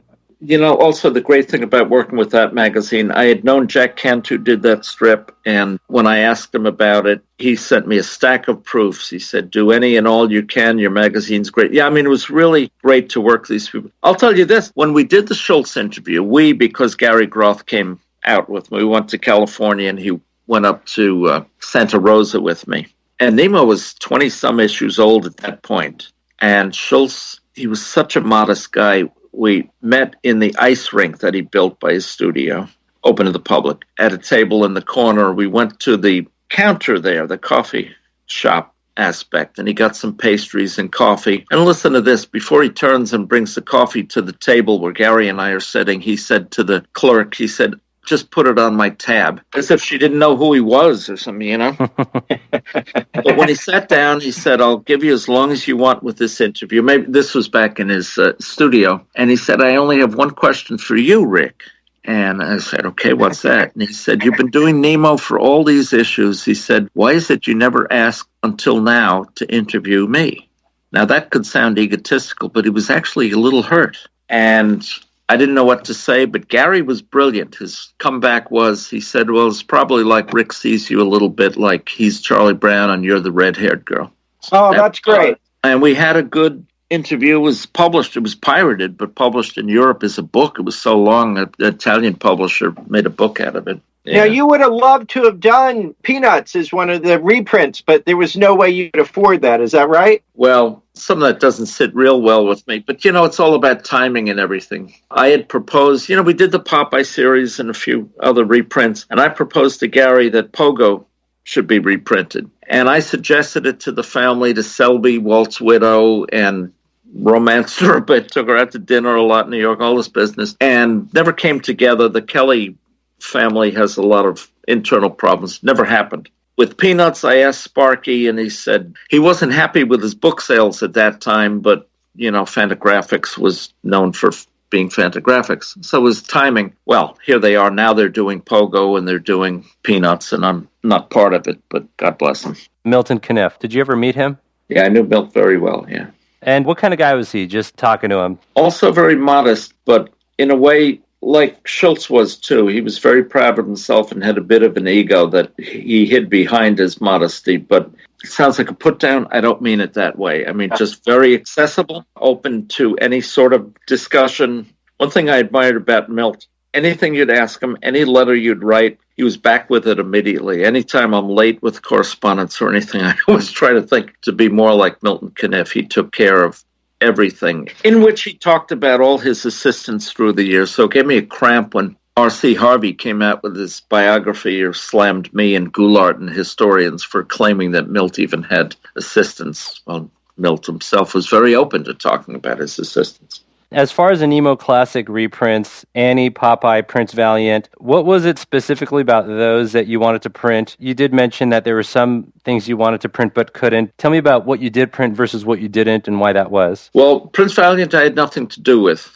Once again, as a European connection, I was aware that this Danish publisher was doing Prince Valiant year by year, recoloring them. It's not great, but they were doing it. And I suggested to Kim Thompson at Fantagraphics, who spoke Danish, that they should try to get the license and do them back into English, you know. And that's how that started. So I never had any editorial connection with that. With other stuff, was just things I thought deserved being reprinted. Red Barry, the detective strip, was great. So that was sort of a best of. Dickie Dare, the Caniff strip, we did, I think it was the complete collection of that. Popeye, I regretted having to be in black and white, but that was the budget at the time. And then recently they've done them in color, and I wrote a couple of those introductions again. Those are nice. I read your introduction. I have that. As far as the books now, like when you guys first started reprinting these books and the package size, the book sizes, sometimes there's some variability. I mean, you guys were really the first guys doing this stuff. So were there lessons that were learned then that have been applied to the later books that come out these days? Yeah, I think so. Popeye series,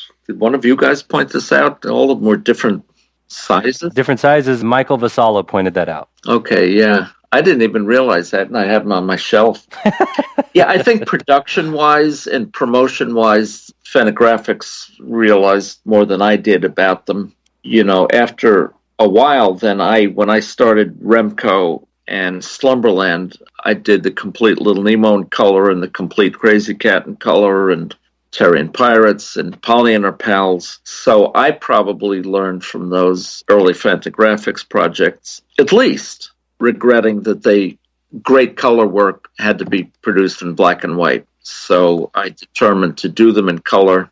And once again, Europe played a role, because for what they sold in the U.S., number of copies, I couldn't afford to do full color. So I went to Europe and I made consortiums of publishers. So in the co-editions, simultaneous printings, we could bump up the print runs to 50, 80,000 or like that and make them affordable. Nice. Yeah, because I read Blackbeard's Wash Tubs Sundays, and those were black and white. And then they have these new ones that came out that are in color. So I read the black and white version, but I do like flipping through the color stuff. Oh, sure. Can we move to Dark Arts? The reason I want this is 1983 to 85. This seems to be a really nice parallel to what you were doing over there, because there you're seeing that these English language editions of some of the European properties get made. Is that correct? Yeah, I don't know which is the cart and which is the horse on that, but Dargaud wanted to... Asterix is monstrously popular all over the world and never made a go of it in the U.S., so they thought it would, and these other titles. And Michel Greg, G-R-E-G, he was the French cartoonist, fabulously successful over there, who wanted to move to the U.S., and he was a half owner of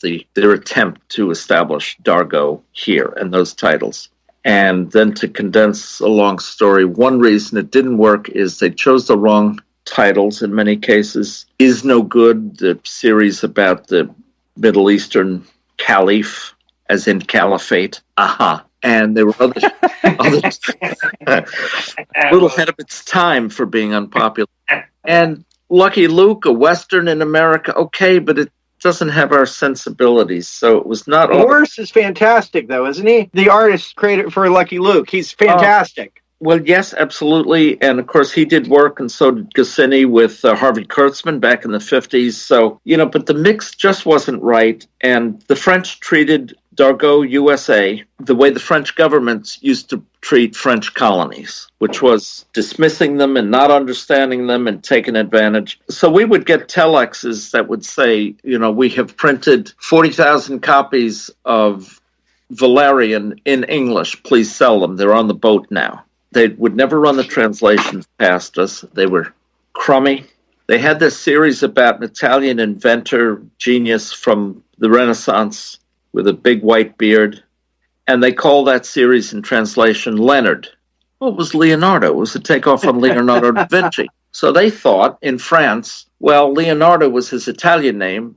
In America, they would be Leonards, the people with that name. So, nothing made much sense with what they dumped on us, and they didn't market well. They didn't want to spend money on promotions. One time, Georges Dargaud himself came to the U.S. with this whole entourage, and eventually went to California wine country and all this crap. And Mike Gregg asked me as a favor if I would arrange with Forbidden Planet in Manhattan to do a giant window display of the Dargaud comics, Asterix and Lucky Luke and Valerian and everything. They did Blueberry too, right? And Blueberry, Lieutenant Blueberry, which could have gone, but we needed to promote it better, and the translations were crummy. Because what Mike wanted to do was have the limousine, and he had a limousine, casually drive down Broadway in Manhattan, and then he could say, oh, look, George, look at the all the Dargaud titles in the window of that shop. So, I just became a puppet in this, So they could have done it better. It might have made a go of it, but when I would speak and travel and do radio interviews and stuff, I was more trying to put over the concept of graphic novels as done in Europe than I was trying to push the actual characters. And then we had Kelly Green, and Leonard Starr and Stan Drake worked on that, and that was the American series about Americans in America, so... But we were too far down the tubes at that point. Was it fair to say that you were more comfortable with European comics than the American ones because they were less superhero focused? Comic books, maybe comic books. I'll put it this way. It was more just the fact that there was a variety of themes more than the actual themes themselves. Well, something that Jim really likes and that you really like, and you guys are really similar, and I'm starting to develop a taste for that, is genres just behind superheroes. To diversification of genres, a little more reality and different flavors. So it's interesting hearing you guys talk about that. If I can put it this way, it would almost bring the interview full circle because you've analyzed that correctly about my point of view, and I think I can say that the variety of genres and formats really is about just doubling down on the art form of the comic strip. Just the storytelling and the potential and the excitement, the expressiveness that was available. And, we're on the verge of that, or we're seeing it, and that's good. It's only good. Did you ever work in animation? Closest I came was the Disney characters, and then Leonard Starr, who did On Stage and Annie, was hired by Rankin Bass to do Thundercats. Not scripts, but story ideas for that. But, that's the closest I got. No, not really. Because I had read that somewhere, that you had some involvement in that Thundercats cartoon in the 80s. And so you basically plotted stories for that?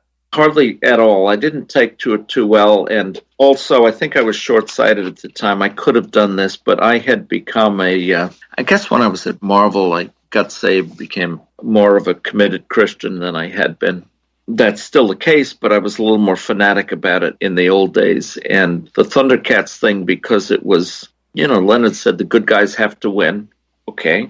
And there's a little moral at the end. And I thought, well, it bothered me that it was not a Christian moral, which is, like I say, very short-sighted. And it is how the world works, but I didn't take to the project too well. I wish I had. So now what happened to Nemo in 1990? Why did it end? It's funny because I'm thinking of, here's a scoop for you. I'll write this letter before this airs. I'm thinking of proposing to Gary that we started up again.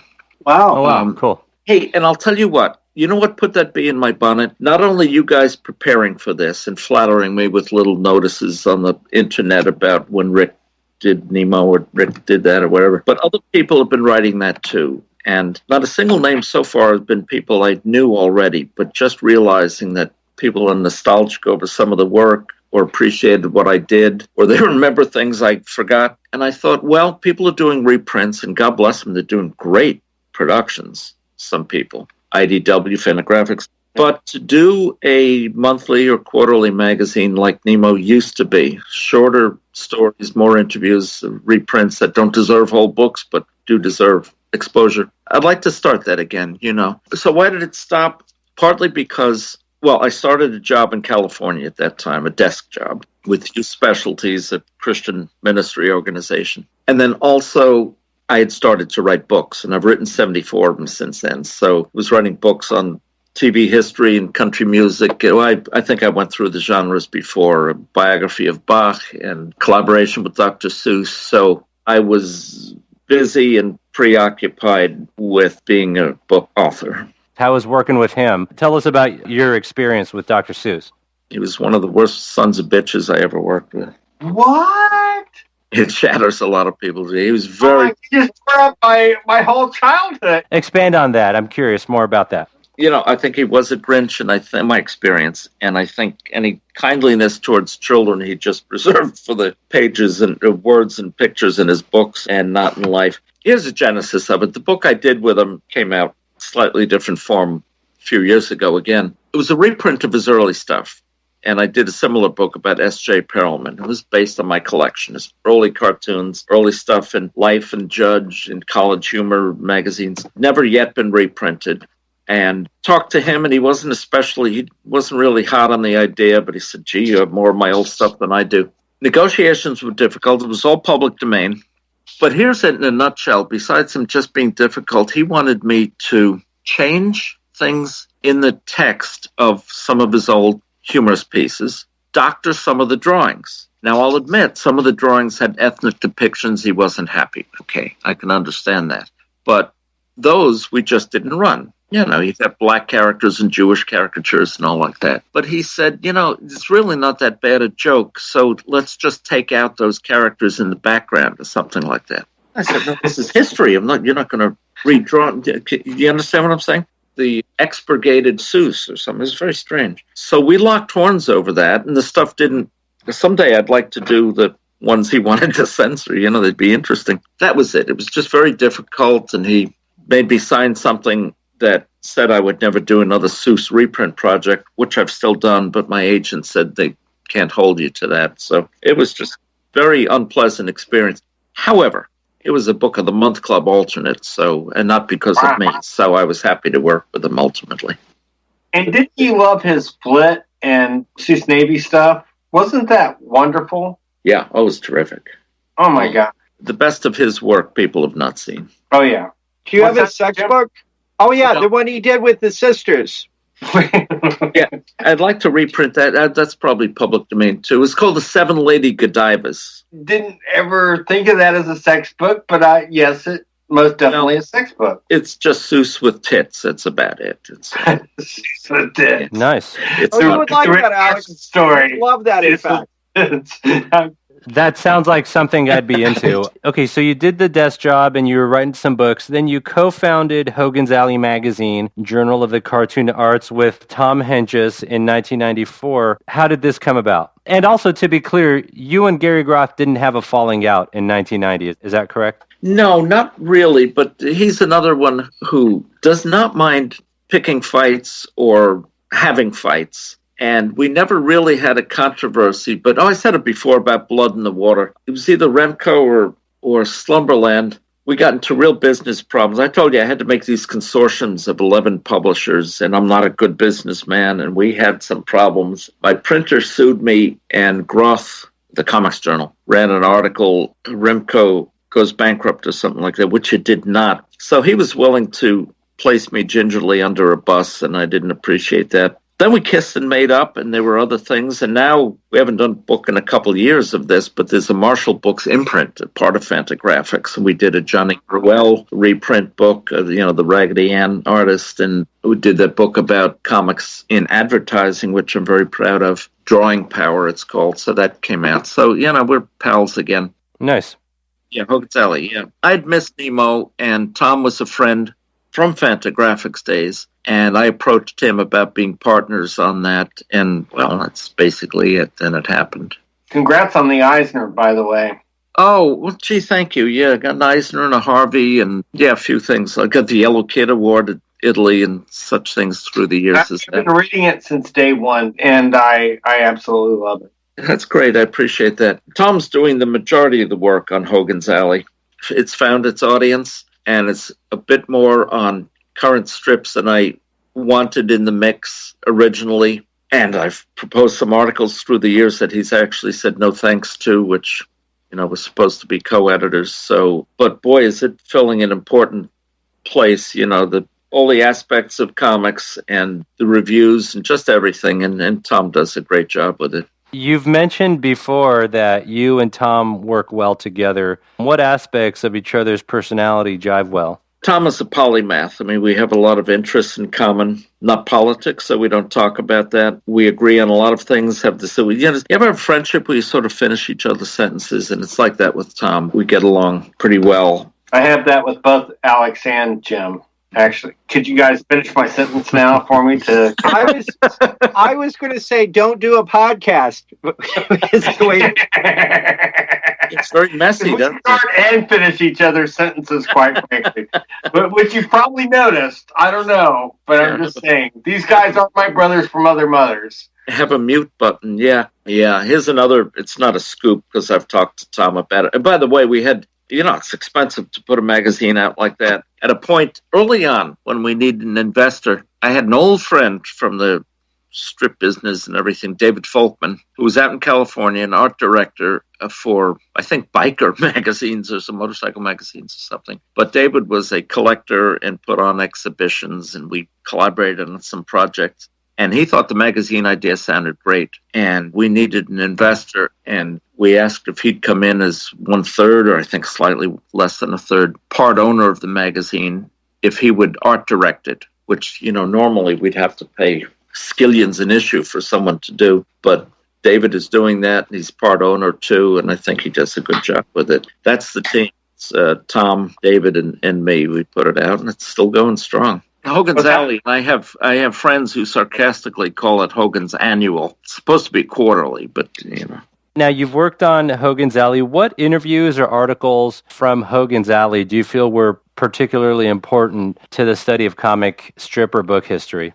Well, one I'm proud of is one of the very early ones I did with Johnny Hart. I got him to open up in ways that he told me he hadn't before. He talked about everything from his dreams as a beginning cartoonist to his faith and a turnaround in his life, giving up being a drunk and all like that. As it was going on, I thought, this is great. This is great chemistry. We're really, if anyone wants to know what motivates a cartoonist, what keeps him going in tough times or in good times or influences and everything, I mean, to me, I don't think I could conduct a better interview or have a better interview subject than Johnny was. So I'm proud of that. And then I guess bookends. The recent issue, I interviewed John Dirks. Well, I did this about 15, 20 years ago, but John Dirks, the son of Rudolph Dirks, the Cats and Jammer Kids creator, and I had interviewed him, and it never found its way in print. We finally got it in print, and I thought that was important to do, too, for comics history. How old was Rudolph Dirks when you interviewed him?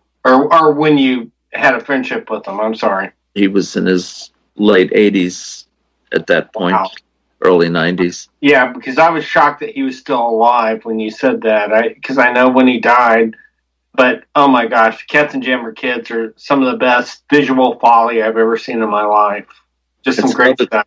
I'm glad to hear you say it. It's another gem that people don't appreciate. I mean, yeah, Cats and Jammer Kids, two brats, and it lasted a long time. No, it was brilliant what he did. And he was the first cartoonist to do signs of pain and lines of vision, dotted lines, and a lot of comic strip conventions he came up with, and it's really worthy of appreciation.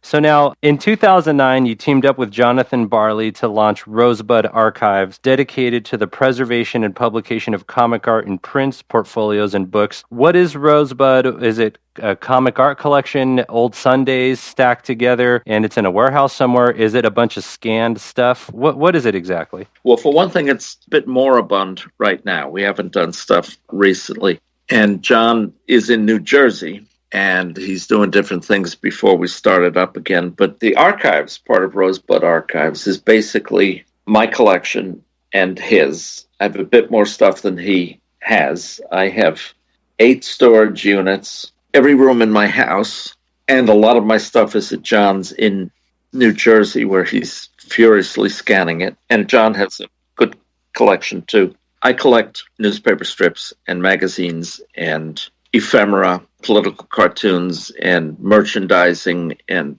toys and games and posters, all sorts of stuff related to comics, as well as my other collecting interests. What's the percentage of like what your storage is? Like, is it like 60% comics, actual artwork, 40% toys and games? I mean, I'm just curious. Yeah, I've never thought of that. Probably 3/4 of it is comic. Wow.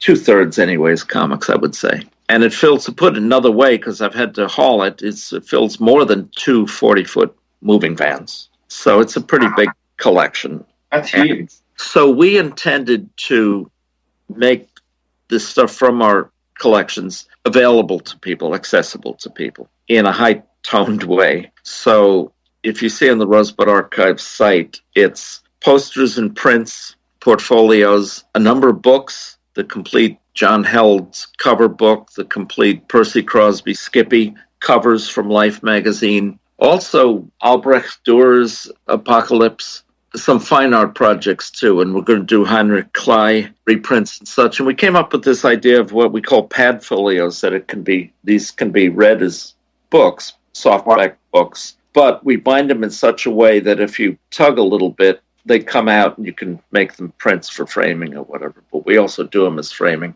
And John's original idea was to do complete discs of comics, the Hearst Funnies completely from 1900 to 1910, for instance. And then we went to print and we bought a lot of equipment to do this stuff with, and now we're going back to thinking of issuing discs. And, there's a challenge with that because you spend a lot of money and time and come out with a disc and someone can copy it right away, so it's right. It's a challenge.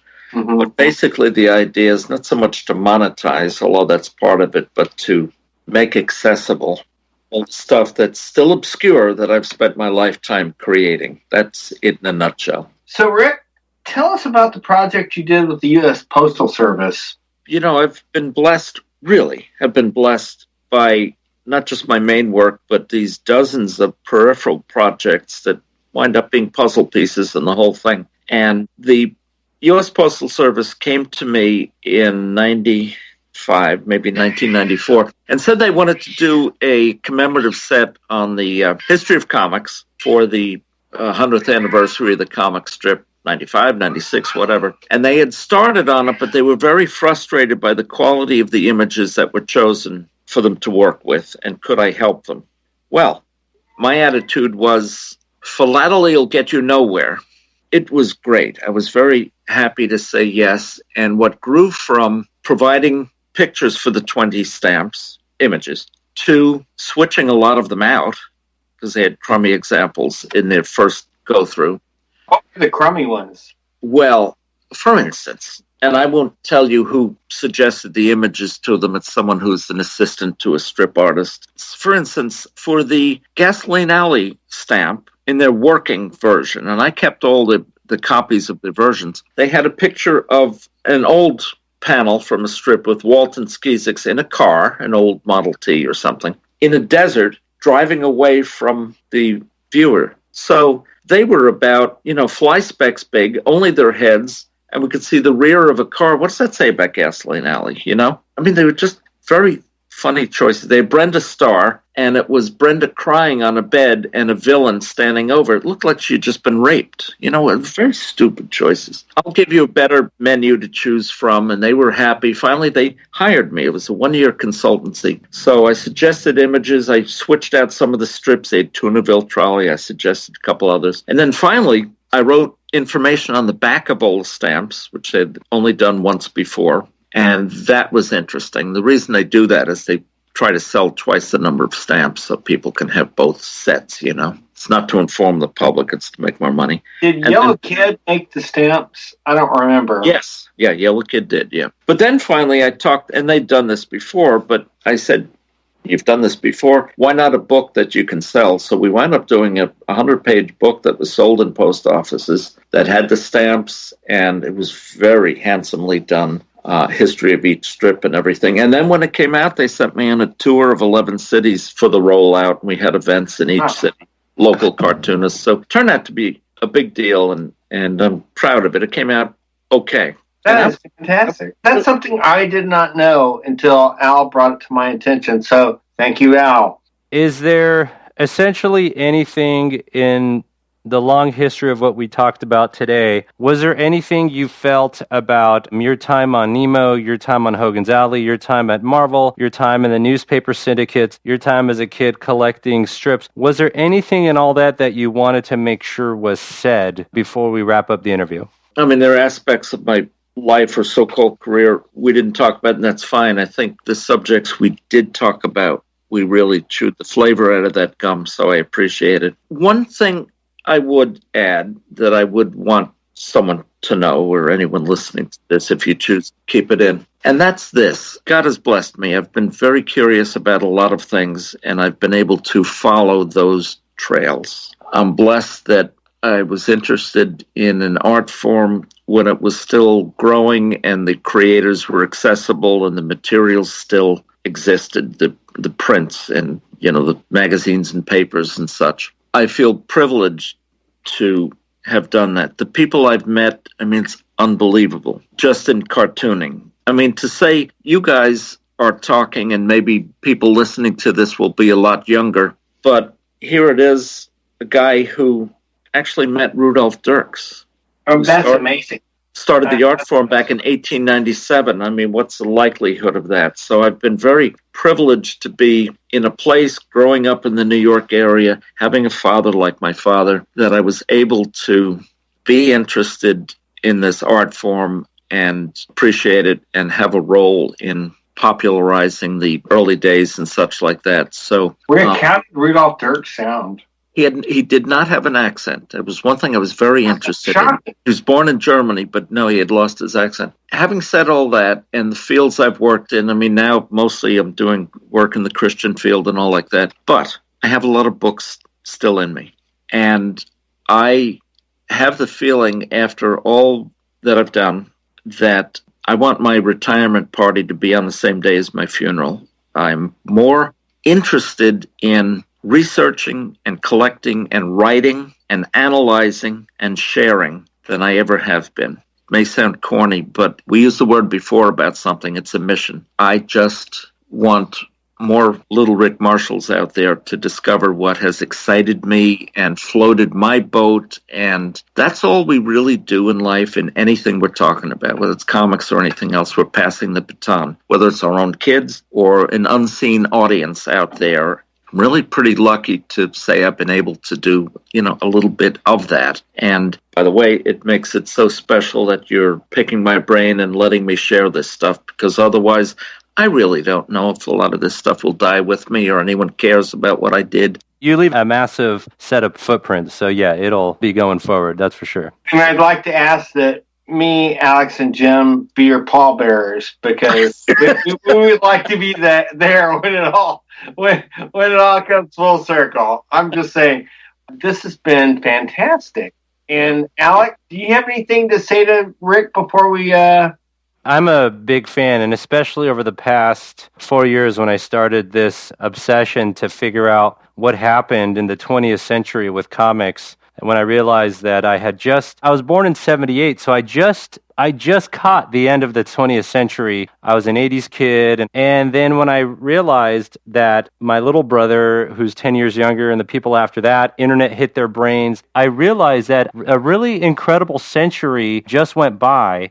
And I had just caught the tail end of that, and I'm glad I still even maintain some of that 20th century mentality. And so I guess I'm just obsessed with figuring out what just passed me by and what was I late to the party for, and I'm glad I experienced something. And the more I looked into it, the more I see Rick Marschall's name as part of this 20th century comic experience. When that clicked for me, I'm just really excited and grateful that you spent time with us to help us and a lot of people kind of figure out what are some of the aspects that made the 20th century so special? I appreciate that. It's why, you quoted Bostonian magazine about popular culture. It's really why what you just said about the 20th century experience and everything, Americans are not going to really appreciate this, or the world won't until maybe a century from now, if the world lasts that long, there's been a whole revolution in so many subliminal ways about perceptions and pastimes and things that, and what's America's contribution?